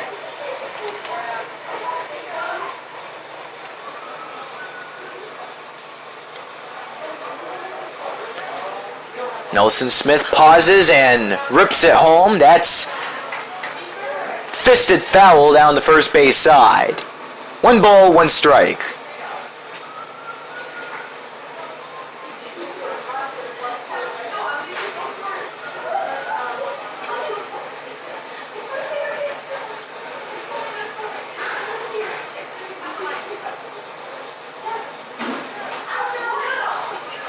The pitch is a strike 2. That's a nice off-speed there by Nelson Smith.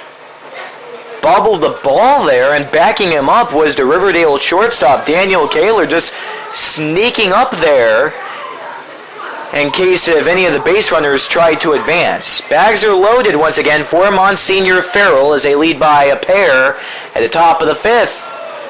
And right now it's deuces. 2 balls, 2 strikes, 2 outs as this is floored to the ground. Jerry Hunsinger makes you wonder if he's feeling any pressure at the moment at the plate. Brandon Junga is over at 3rd. The 1 runner that has come through to score thus far here at the top half of the 5th was Chris Wagner.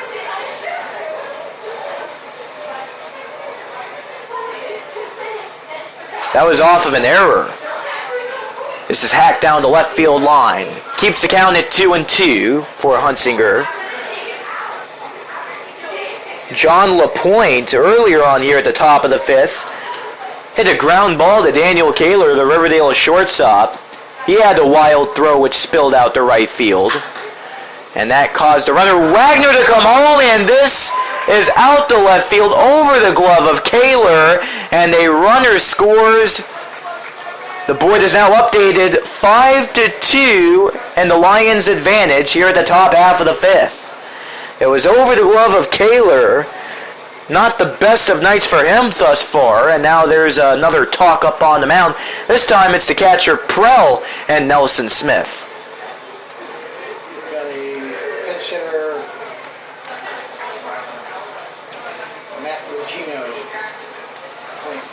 for Talashiro.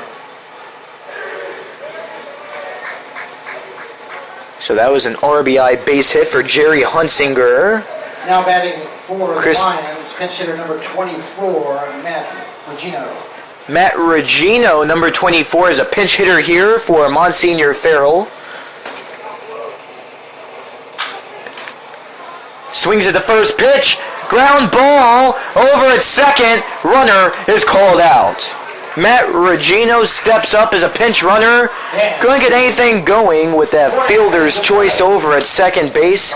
It wasn't pretty, but the Riverdale second baseman, Brendan McNabb, scooped it up, stepped on the second base bag to retire the sides. Home half of the fifth coming up. It's Monsignor Farrell 5 and Riverdale 2. You are listening to the Riverdale Raiders Baseball Network.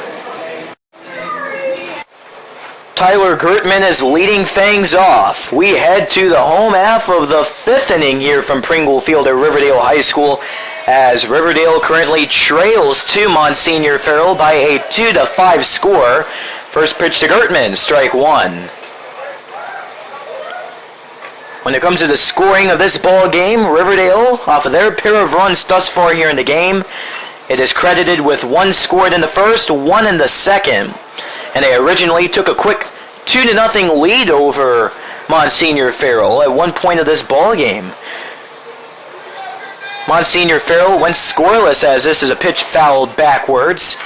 Next one, just low and away. Count now 1-2 strikes for Tyler Gertman. Well, Monsignor Farrell got shut out in the first 3 innings on the scoreboard.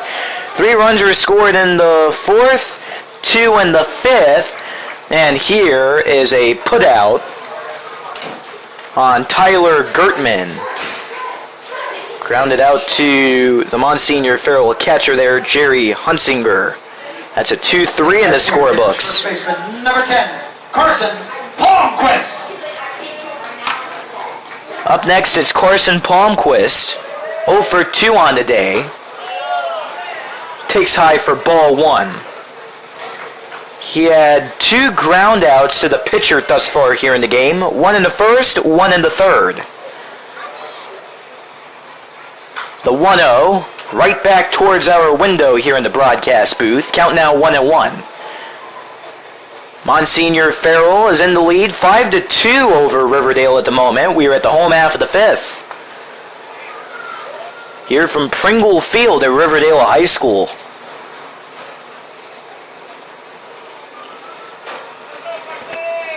This is Nick Rush giving you the play-by-play on the Riverdale Raiders Baseball Network. We appreciate you all for tuning along with us. You're for a great Thursday night. Count now 2-1 as this heads to the backstop. Wild pitch there, and this is stormed out to left field.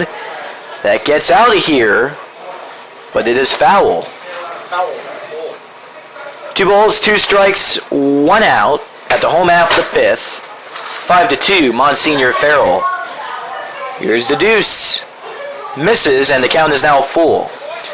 Still up on the bump for Monsignor Farrell is Vin Zapula. And his 5th inning of work as the Lions starting hurler. The payoff. That's chopped. Doesn't get too far. It's a bouncer straight over to the Monsignor Farrell second baseman. Throw over the first is in time. Chris Taliercio over on second, making that nice clean underhand throw for the out. Matt Hardy. So Palmquist represents out number 2. Here's Matt Hardy trying to keep things going here at the home half of the fifth. Raiders down by 3, and they're trying to really rejuvenate their quick style of play that they were featuring just back in the first and second innings. This is a pass ball to the backstop. Ball 1. Luckily for the Lions, no men are on base currently for RHS. 2-0 as this is right over the head of Hardy.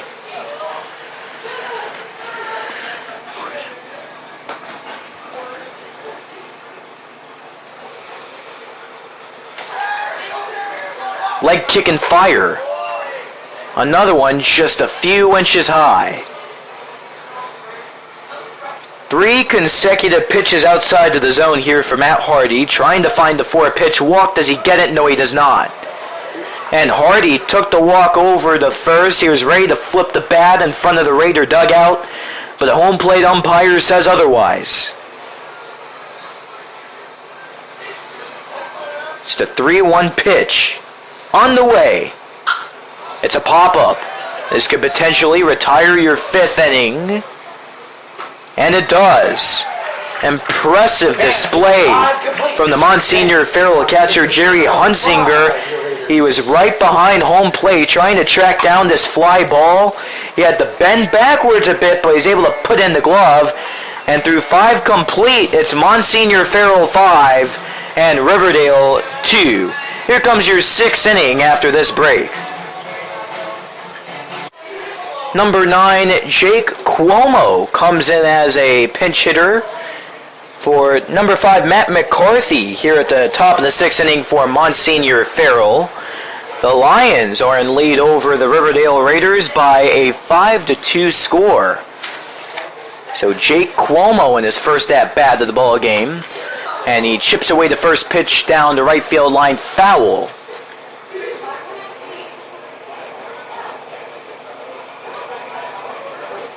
New pitcher on the mound for the Raiders, the 3rd one of the ball game for the team. Number 23, Jeremiah Dunnick, a right-handed hurler who fires the 0-1 Cuomo's way. Bouncer goes to Dunnick. What a nice hop, step, and throw over the first. A 1-3 put out to put down Jake Cuomo in his first at-bat of the contest.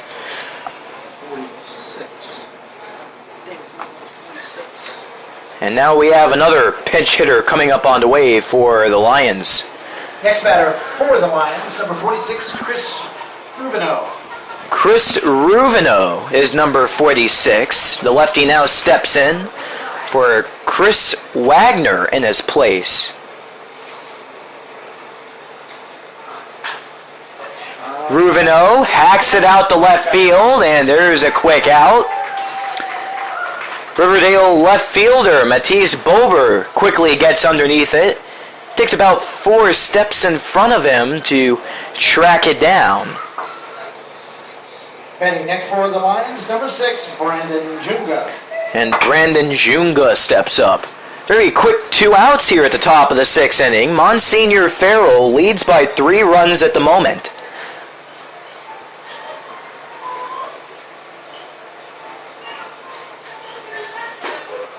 Strike 1 to Junga.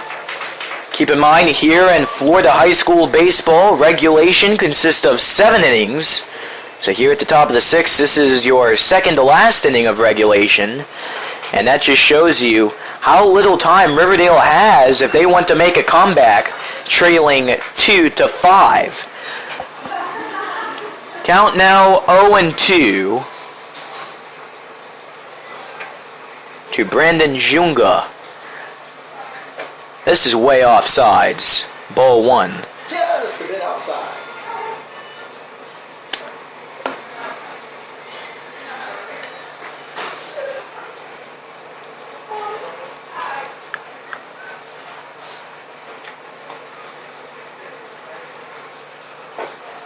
Brandon Junga in this game takes a swing and a miss, and that's a very quick 3 up, 3 down. Top half of the 6th inning. Monsignor Farrell Lions still lead over the Riverdale Raiders, however, by a 5-2 score. Here comes your home half of the 6th in just moments. Riverdale catcher Tyler Prell is batter number 1 here at the home half of the 6th for the Raiders of Riverdale High School as they are down to the Monsignor Farrell Lions. 2-5. Oh, and that is painted out to left field. Tyler Prell rocks it to the wall, and it 1 hops the wall out in left field. Tyler Prell gets a stand-up double to lead off the home half of the 6th. Fans rise to their feet as they are loving that effort. Tyler Prell absolutely crushes the ball with the leadoff double. And now time is called. Prell will get a courtesy runner and over at second base.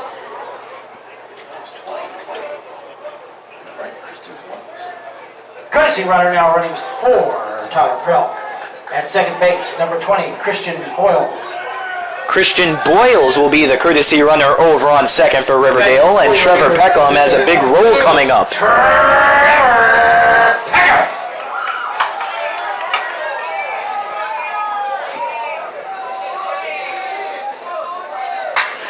Peckham out to right field. Prell curving around third. He holds in his place. Back-to-back hits for the Raiders. They have something cooking here at the home half of the sixth. Peckham gets to first. Prell advances to third. Pinch hitter 17. And another pinch hitter is coming out, this time for Peckham. Pitching now for the Raiders. Now batting number 17, Colby Davis. That's Colby Davis. Christian Boyle is over on third. Moments ago I did say that was Prell over on third. Once again, that is Christian Boyles, the pinch runner for him, so excuse me for that. Prell is over on the dugout at the moment, and there's a meeting on the mound.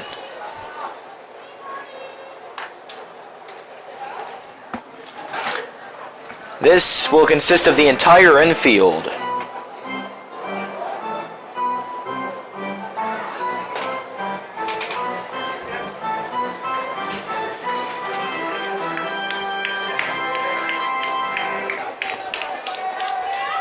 Trevor Peckham is over at first right now.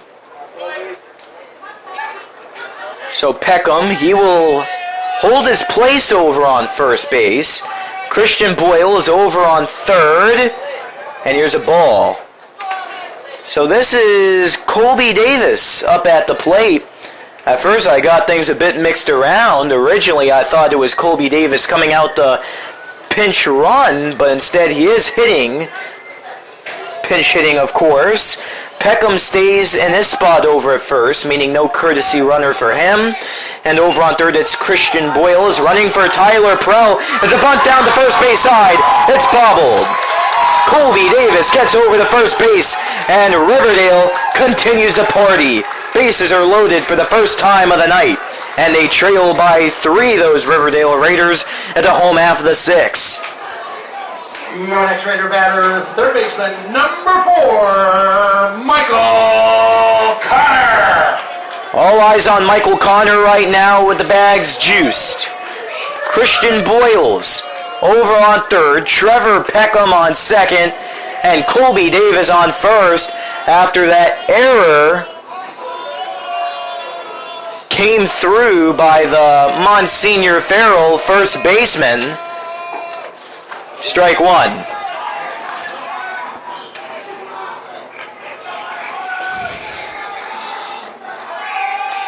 Colby Davis just moments ago, he was pinch hitting for Matisse Bober. And there's a strike. Quick 0-2 count right now for Michael Connor as we quickly adjust to all of these changes up here in the press box.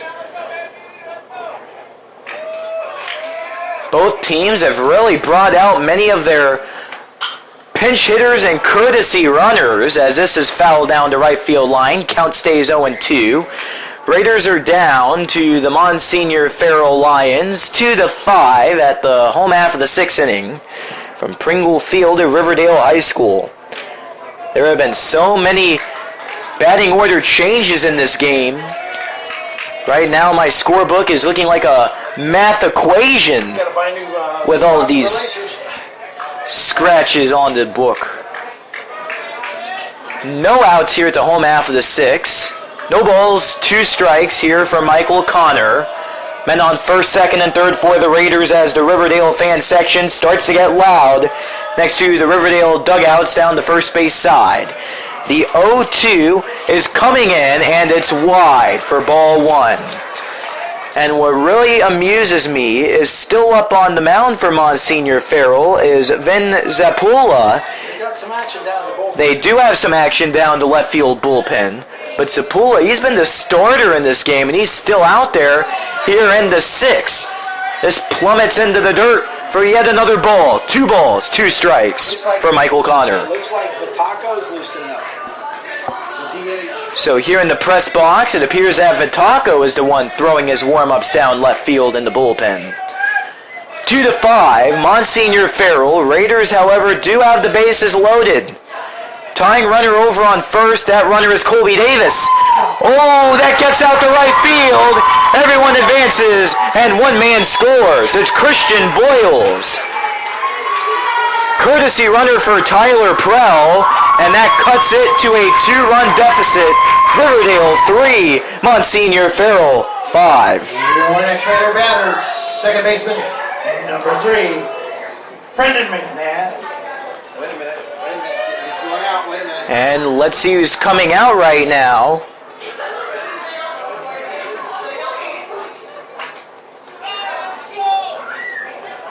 So that was, my goodness, I'm getting everything a bit mixed up. Right now we have a pitching change up on the mound. So Vin Zapula gets out of the game, and it's now 3-5. Riverdale is still trailing. Bases are still loaded, and it's the home half of the 6th with no outs. We'll tell you who the new pitcher is for Monsignor Farrell right after this break on the Riverdale Raiders Broadcast Network.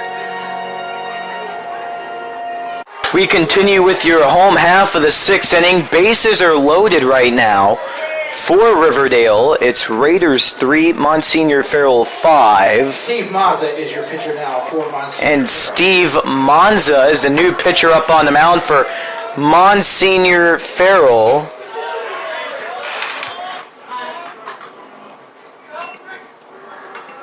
What? Really? And right now, we have a lot of confusion up here in the press box. We're trying to work through it as this game starts to get quicker. Once again, home half of the 6th, Raiders down by 2. Bases loaded, however. 2 balls and no strikes now. As Steve Mazza once again is up on the mound for Monsignor Farrell. Here's a strike 1. Brendan McNabb is your current man up at the plate. Thus far here at the home half of the 6th, Raiders have scored 1 run. They're hoping to keep it going with no outs. Strike 2. Count now 2 balls and 2 strikes. Thus far here at the home half of the 6th, we've had a double from Tyler Prell, a 1-bagger by Trevor Peckham, base hit from Colby Davis, and another base hit from Michael Connor, and this is out to right center field, and that's all the way to the wall. Here comes one man to score. There's Peckham. Here comes Colby Davis. And ladies and gentlemen, how about that? Your scoreboard reads 5-5. Here at the home half of the 6th inning, the chaos has really busted open here at RHS. Your next Raider batter, shortstop, number 1, Daniel Kaler. You hear it, folks. You hear how crazy Pringle Field has gotten. This game is tied up. Swing and a miss.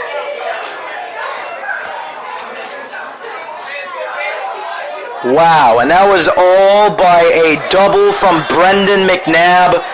What a clutch appearance by him as he's over on second. Go-ahead runner currently on third for RHS.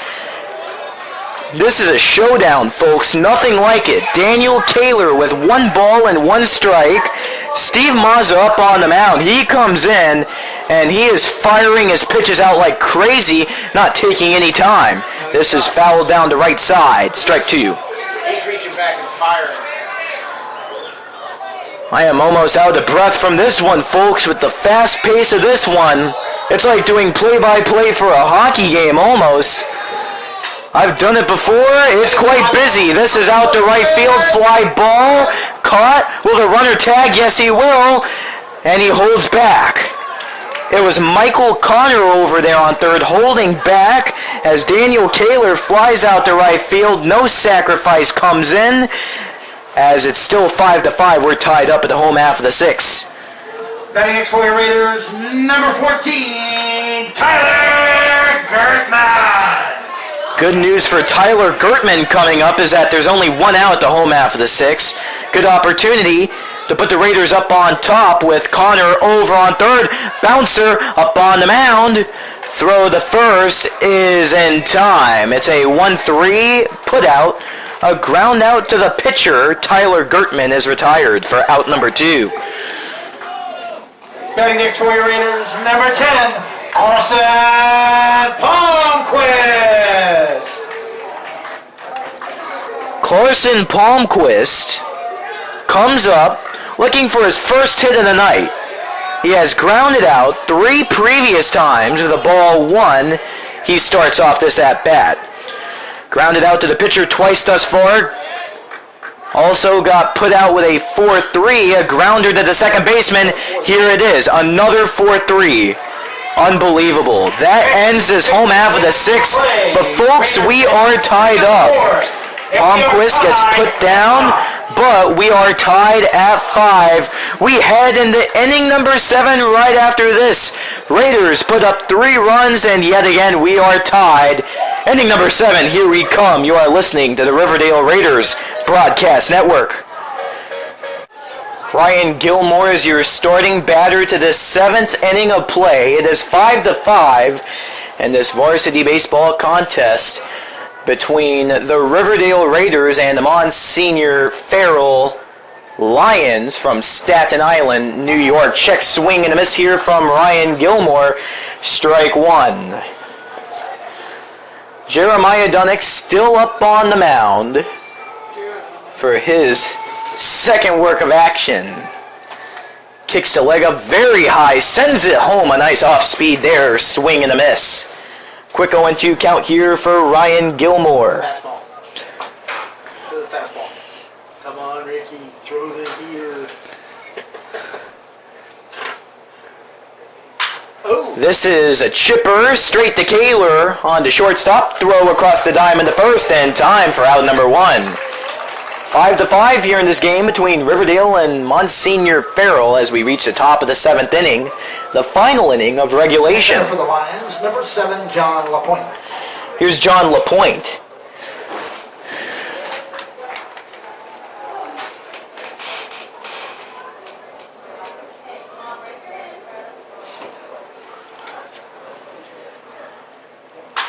LaPointe slaps the first pitch.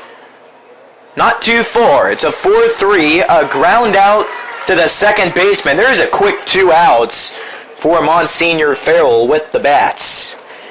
And here's John Kelly.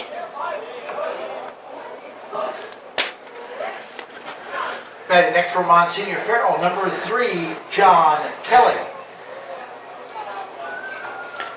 Riverdale came into the home half of the 6th inning. They were down 2-5.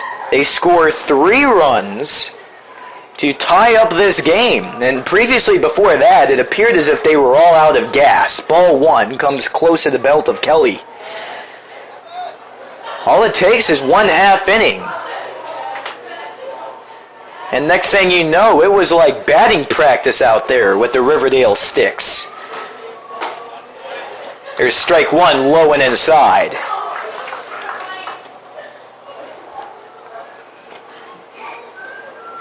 A total of 8 batters came up for Riverdale at the home half of the 6th. They scored a combination of 3 runs, excuse me. And here is a pitch that deflects off of the strike plate. 2 balls, 1 strike, 2 outs at the top of the 7th inning. It's 5-5 between Riverdale and Monsignor Farrell. From Pringle Field in Fort Myers, Florida, this just tips outside. As a result, the count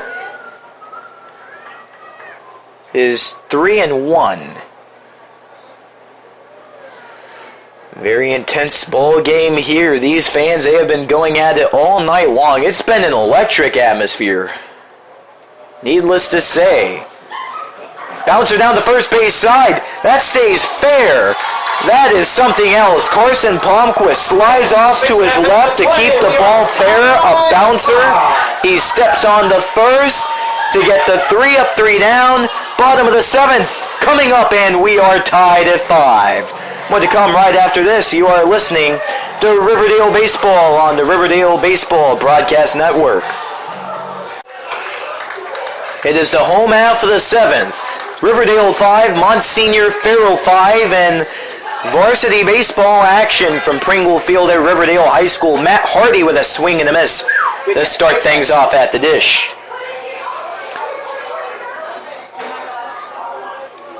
Raiders have came back from a 3-run deficit in this ball game. This game has featured multiple lead possessions, count now 1-1. This comes down at the knees of Hardy. Riverdale scored runs in the first and second to take an early 2-0 lead against Monsignor Farrell. This is out to right field foul. 1-2 to Hardy. And then next thing you know, Monsignor Farrell, they came roaring back to score 3 in the 4th and a pair of runs in the 5th to put them up for the first time in the ball game, and the Raiders came roaring back at the home half of the 6th inning to score a total of 3 runs. Here's a foul ball, keeps the count at 1-2 off to the left side of our broadcast position. So that is where we are at, home half of the 7th inning. Raiders could walk it off if they were to take the lead any time here from this point on to the rest of this ball game. Pitch up and away, ties up the count at 2 apiece for Matt Hardy. Now Riverdale, they are going on an exciting road trip after this ball game, much like Monsignor Farrell, who have made the venture from Staten Island, New York, down here to Fort Myers, Florida. Here's a pop-up out to center field, and it is successfully gloved down out in center by John Kelly making the catch. Here's your first out here at the bottom of the 7th. Next batter for you, Raiders. Here's Tyler Number Prell. 7, Tyler Prell. Riverdale, on Friday and Saturday, they will be making a trip up to Central Florida and Lakeland, to be exact. This is a hacker down left, foul ball for Prell. In his last at-bat, he had a double at the home half of the 6th, which just started up that big 3-run rally to tie up the game for Riverdale. Here's yet another ball, 1-1. One out here at the bottom of the 7th, no men on for the Raiders. We are tied at 5. Riverdale, tomorrow at 7:30 p.m., they will play a game at George Jenkins High School in Lakeland, Florida. George Jenkins High School, their mascot is the Eagle. 1 ball, 2 strike. This is one foul down the right field line towards the Raider dugout. And it's a hacker out the left, and it is caught. That was a nice screaming line drive there, but quickly stepping up to it with 2 steps was the left fielder, Chris Wagner. Now batting for your Raiders, number 2, Trevor Peckham. Here's Trevor Peckham trying to keep this game into regulation. 1 more out could lead us to extra innings in this game. Down low for ball 1. Here this season, thus far in the home schedule for Riverdale, there has not been a single game that has went into extra innings. And that's hammered out the left. That's a dead ball. So once again, that game at George Jenkins High School in Lakeland is tomorrow, April 21st at 7:30 p.m. The next day after that game, the Raiders will make a quick stop over to Auburndale, Florida, as this is a chopper over to first base. And we'll tell you more about that Riverdale road trip in just a moment. We are heading to extras as Trevor Peckham grounds out the first base. It's 5-5. Inning number 8. Here we come after this. Your leadoff batter from Monsignor Farrell is Vin Vitaco as we enter the top half of the 8th inning. It's extra innings here between the Riverdale Raiders and the Monsignor Farrell Lions. It's 5-5.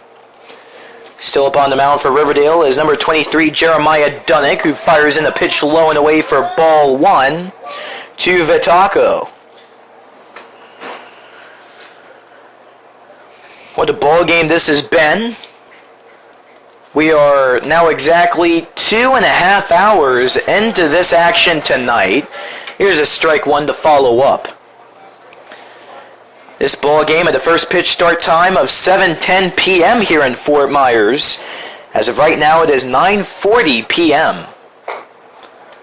Here's a ball 2. That time just barely getting over the head of Vitacco. Prell almost had to break his crouch to prevent that from heading to the backstop.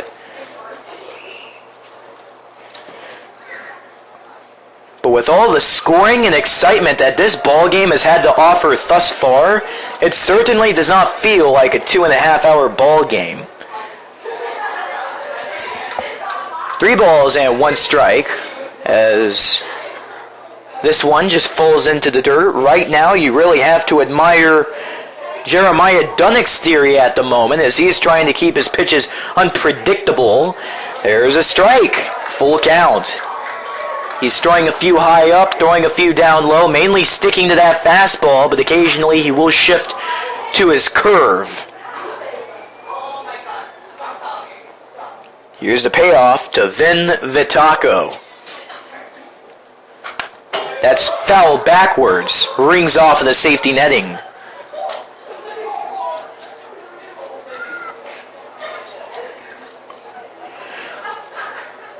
Well, folks, Monsignor Farrell, they made the trip down here from Staten Island, New York, and before we went on our previous break here on the Riverdale Raiders broadcast network, we discussed the upcoming Riverdale trip to Tampa, which starts up tomorrow and around the Tampa region. This is way down the left field line, and it never gets into fair play. Still 5-5 here at the top of the 8th inning. It is extras between these two teams. Once again, Riverdale tomorrow on April 21st, 7:30 p.m. first pitch start time. They will visit George Jenkins High School, the Eagles, and Lakeland. Here's an error out in left field as getting to it but eventually dropping it was the Riverdale left fielder Matisse Bober.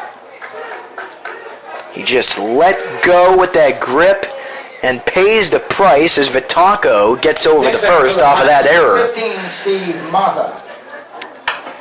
And now here's Steve Mazza.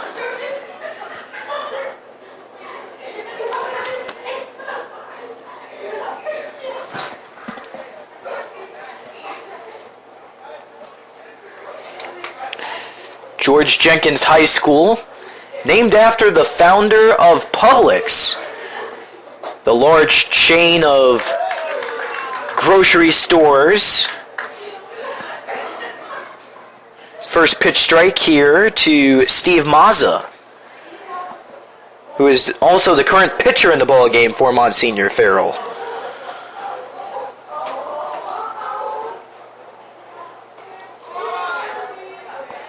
Right now, trying to drop down the bunt is Steve Mazza, wearing number 15. Holds back at the last moment as the count advances to 1 ball and 1 strike. The day after that game, on Saturday, Riverdale will go over to Auburndale, Florida, which is about 20 minutes away from Lakeland, to compete against the Auburndale High School Bloodhounds for a rare 1 o'clock p.m. first pitch start time. That's the only matinee ball game on the Raiders' schedule. 2 balls and 1 strike. No outs here at the top of the 8th inning. It is 5-5 and extra innings. Keep in mind, here in the Florida High School Athletic Association, regulation once again consists of 7 total innings. So here at the top of the 8th, it's crunch time for both teams. This is bunted right back towards us here at the press box. Safety netting is right in front of us to protect us, however. 2 balls and 2 strikes to Steve Mazza. And once that brief 2-game road trip is all said and done, Riverdale will return for their next home game, which will take place on Tuesday, February 25th at 7 p.m. against the Seacrest Country Day Stingrays. As the final home game of the 2017 regular season for Riverdale, and it will also be senior night. If you are interested in coming out to that game, remember to arrive early to catch the pregame senior night ceremony right before the first pitch. The seniors that will be honored during that ceremony will be Daniel Kaler, Matisse Bober, Kyle Adorno, and Jeremiah Dunnick. So certainly is going to be a very exciting game on senior night against Seacrest Country Day. As the 2-2 rings up, Steve Mazzo looking. There's your first out of the 8th inning. Batting next for the Lions, number 24, Matt Regino. Matt Regino now follows up at the dish. Still tied up here in extras. 5-5 at the top of the 8th. And Monsignor Farrell, keep in mind, this is day 3 of 4 in their trip here to Florida from Staten Island, New York. Their last day will be spent at the Community School of Naples tomorrow with a game at 7 p.m. Once again, that is tomorrow night. Strike one, ringing in to Matt Regino. And it makes you wonder if this team is really feeling winded, Monsignor Farrell. This is their 5th game in 3 nights. Strike two. Right now, you have the Riverdale pitcher Jeremiah Dunnick really flashing that fastball, and Matt Regino is having a very difficult time keeping up with it. The Lions have no men on at the moment. There's one down at the top of the 8th, still tied. There's one runner on first, I overlooked that for a moment. And this is a jumper out to right field, and that results in 2 men on for the Lions. Yes, that's Vin Vitaco stretching over the second. Moments ago, he got on board with an E7 in the scorebooks, an error out to left field, and Matt Regino finally loops a base hit out to right field. So here's Jake Cuomo. Almost every single player in the current batting order for Monsignor Farrell, they are pinch runners. Or pinch hitters, Getting my terms mixed up here at the moment. Top of the 8th, and what an exhilarating game it's been. This has seen almost everything this night. Quick innings, long stretches, and high-scoring parts of this ball game. No balls and 1 strike here to Cuomo.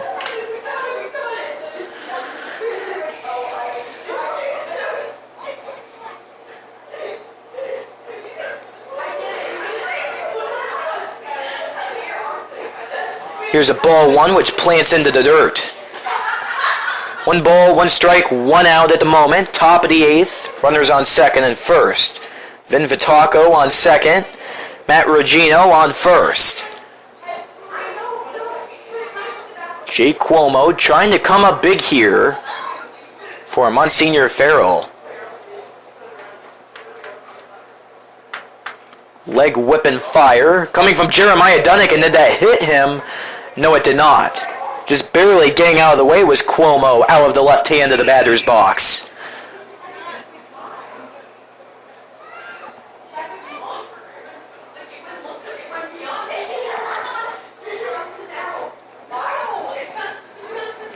Fans have been really quiet here as well as this game starts to really get tense. Stepping off of the mound here is Jeremiah Dunnick. Just for a quick moment, however, Cuomo takes advantage of the timeout as well, taking a few practice swings to himself outside of the box. Top of the 8th, it's still 5-5 between Monsignor Farrell and Riverdale here in varsity baseball action. This is taken outside. 2 balls, 1 strike to Cuomo. 3 balls and 1 strike. As we get situated up here.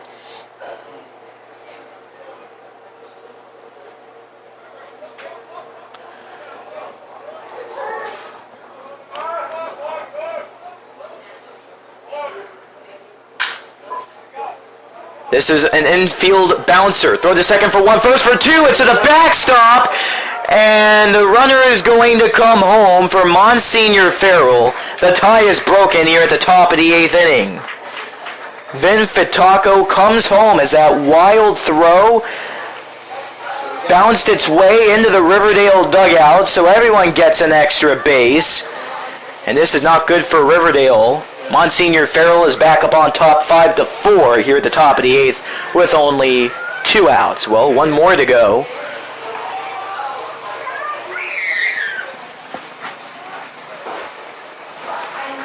And Cuomo is over on second. Number 46, Chris Rubano. It was looking like a potential 6-4-3 double play there. But the throw from McNabb just went wild over the head of Carson Palmquist over on first. So Cuomo is now on second.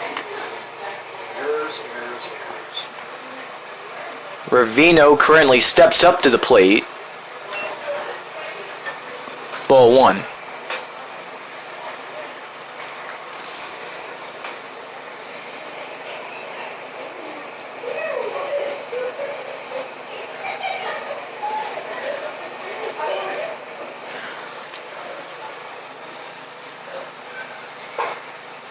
Here's yet another ball. Count now 2 balls, no strikes. Recently, I found myself speaking a bit too soon before I look up at the nice, big, brand new scoreboard out in left field. I've really been enjoying it all night here. Making its Riverdale baseball debut out there. The LED lights shine. And a nice white color as well. 2-1.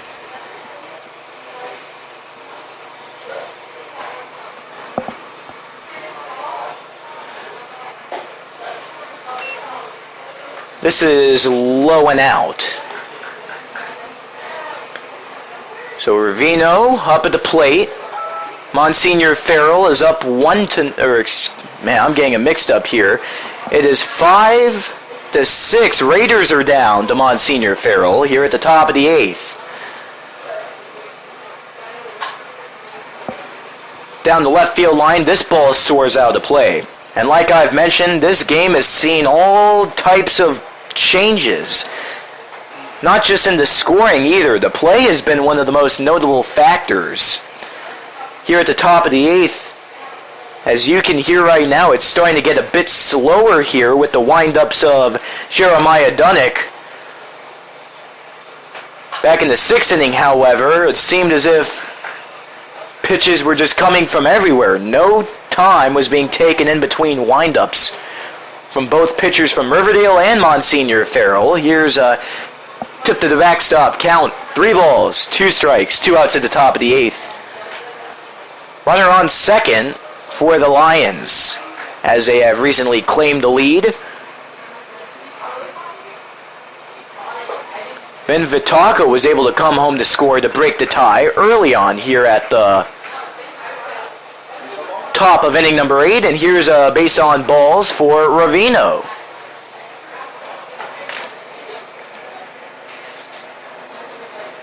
Your next Lions batter, number 6, Brandon Junga. And it's Brandon Junga, the 6th batter here at the top of the 8th inning. This is his 5th at-bat of the ball game. A double in the 2nd, base hit in the 4th, a walk in the 5th, and a swinging strikeout in the 6th. What a night he has had. It's been filled with ups and downs. Jeremiah Dunnick with the leg kick and fire. Big swing and a miss there. This is Nick Rush giving you the play-by-play on the Riverdale Raiders Baseball Network. We thank you all for tuning in here through extra innings, top of the 8th. 6-5, Monsignor Farrell leads over Riverdale.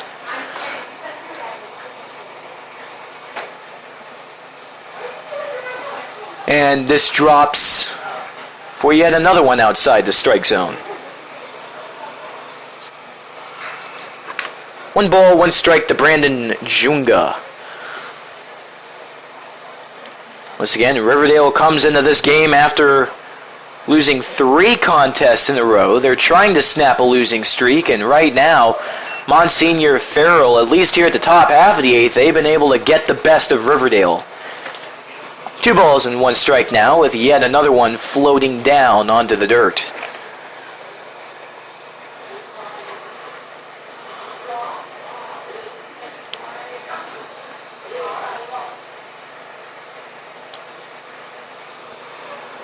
Two outs here at the top of the 8th. All the Raiders need is just one more out.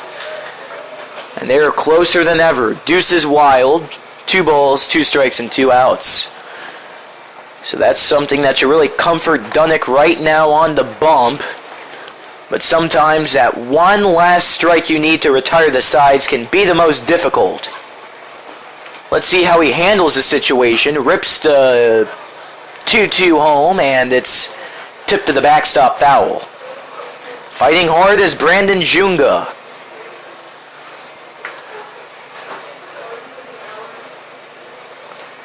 Cuomo is on second for the Lions. Ravino is on first. And here comes Jeremiah Dunnick. Grips it, rips it, and that's out to left field. Let's see if any runners will come home. No, they will not. Base runners advance, and the bags are juiced yet again. Noticing a pattern here in this ball game, Monsignor Farrell has been no stranger to the bases loaded throughout the night. As Brandon Junga gets the base knock out to left that time around. Up next will be Ryan Gilmore, but there's a meeting on the mound, a very short one with Tyler Prell, the catcher, going up to have a brief word with Dunnick. Ryan Gilmore. So Ryan Gilmore now has an opportunity to really make things that much more out of control. Monsignor Farrell is up by 1 run here at the top of the 8th inning. This is extra innings, folks. So that means once we get done with the top of the 8th, Riverdale will have 3 more outs to either tie up the game or take the lead for the victory. Other than that, there are no excuses. First pitch, ball 1, tossed in to Gilmore.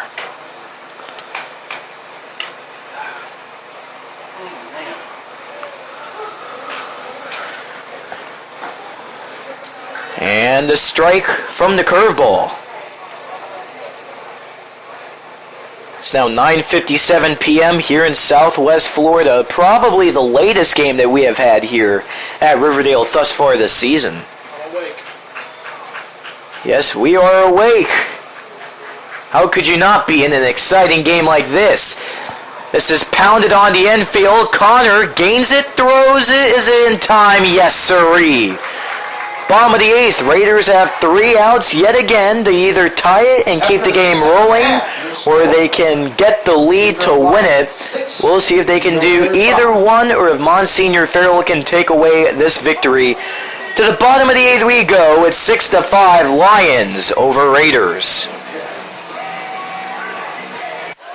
Colby Davis will start up the bats for Riverdale here at the home half of the 8th inning as the Raiders trail to the Lions of Monsignor Farrell High School by a 6-5 score.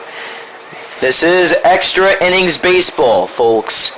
Raiders are now down to their final 3 outs to either tie it or take the lead on the scoreboard for the win. Here's a ball 1 to Davis. Davis 1 for 1 in this game with a base hit back in the 6th inning. Some oohs and ahs coming from the crowd as this is a 1-1 count updated. Colby Davis coming in as a pinch hitter for Matisse Bober, which he started doing back in the 6th inning. 2 balls and 1 strike now is the scenario for Colby Davis. Still up on the mound for Monsignor Farrell is number 15, Steve Mazza, hoping to get the close here in this action. 2 balls and 2 strikes now, and Mazza's not wasting any time as usual in between his deliveries. He wants to get this game over with. And that's just wide up and away.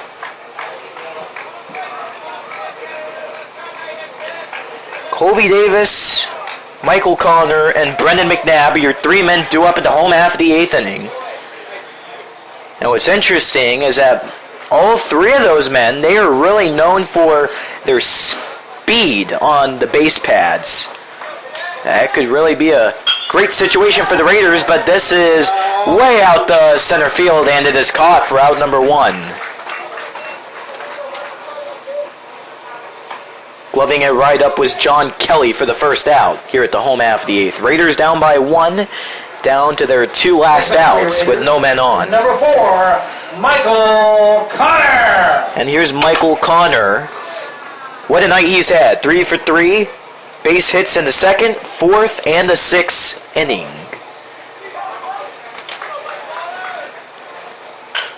Oh, he just taps it forward, fair on the infield. That's a mistake he wishes he could take back, and it's out number 2. That's an out from third base over the first. And now 1 out away from a victory are the Lions of Monsignor Farrell.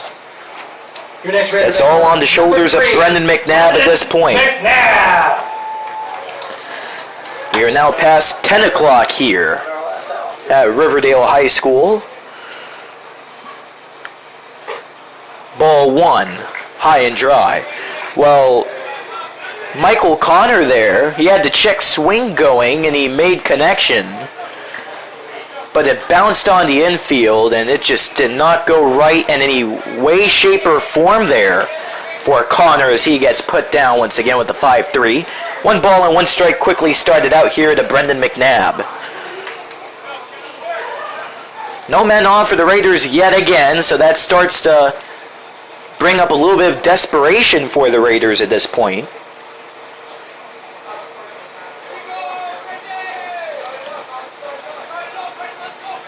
Leg kick and fire is a strike. Once again, it's Steve Mazza here, up on the mound, 1 strike away from the end of this game. 7 minutes away from the 3-hour marker of the action, and this just plops below the zone.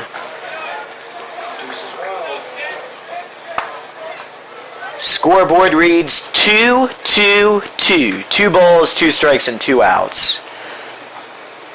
Raiders down by 1, and this is down the first base side. Foul territory. That is stopped right in front of the Raider benches as they quickly scoop up and retrieve that ball.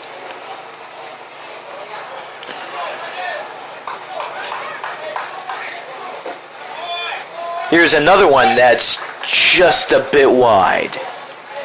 3 balls, 2 strikes, 2 outs here at the home half of the 8th inning. And there's a walk. A little bit of hope is on the way here for Brendan McNabb. And Daniel Kaler, it's been a bittersweet night for him, filled with ups and downs. He's hoping to redeem himself here by swinging the stick in the batter box.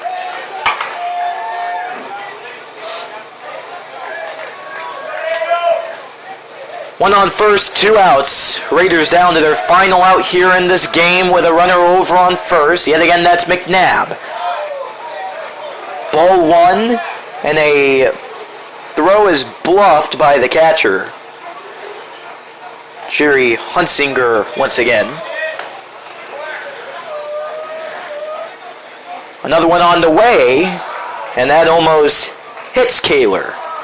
He gets a quick 2 balls on the way. It's 6-5, Monsignor Farrell here in extra innings. This would potentially be their 2nd win of this Florida trip. Once again, Monsignor Farrell, they'll wrap up their Florida trip tomorrow at the Community School of Naples with a game at 7 p.m. Riverdale tomorrow night will be in action in Lakeland at George Jenkins High School. 7:30 p.m. is when that game will begin. 3-0 is now the scenario to Daniel Kaler. Tyler Gertman waiting on deck, taking some practice swings down the first base side. The 3-0 is a strike 1. Everybody in the crowd, they are remaining in their places at the moment. You have to really appreciate the loyal fan base of this Raider team as they come out nice and strong for every single home game, and rarely any of them leave their seats until this game is all said and done. Same for Monsignor Farrell fans that have made the trip all the way down here to Southwest Florida from Staten Island, New York, just to support their community team. The 3-1 delivery, that's out to right field. This should do it. Right fielder gets underneath it. There's the catch. And just like that, this game is complete in 8 innings. Your final score. Well, what a night. Catch is made by Monsignor Farrell's right fielder, Christian Talvey, and the Raiders now advance their losing streak to 4 games. Certainly not the way they wanted to end this game, as they really kept things evened up with Monsignor Farrell for a majority of this ball game. But at the end of the day, things weren't able to work out. And it's 6-5 your final score. Monsignor Farrell beats out the Riverdale Raiders. Once again, here's a brief scoring recap on the night. Monsignor Farrell with 3 runs in the 4th, 2 in the 5th, and they eventually score the game-winning run in the 8th to cap off this victory for them.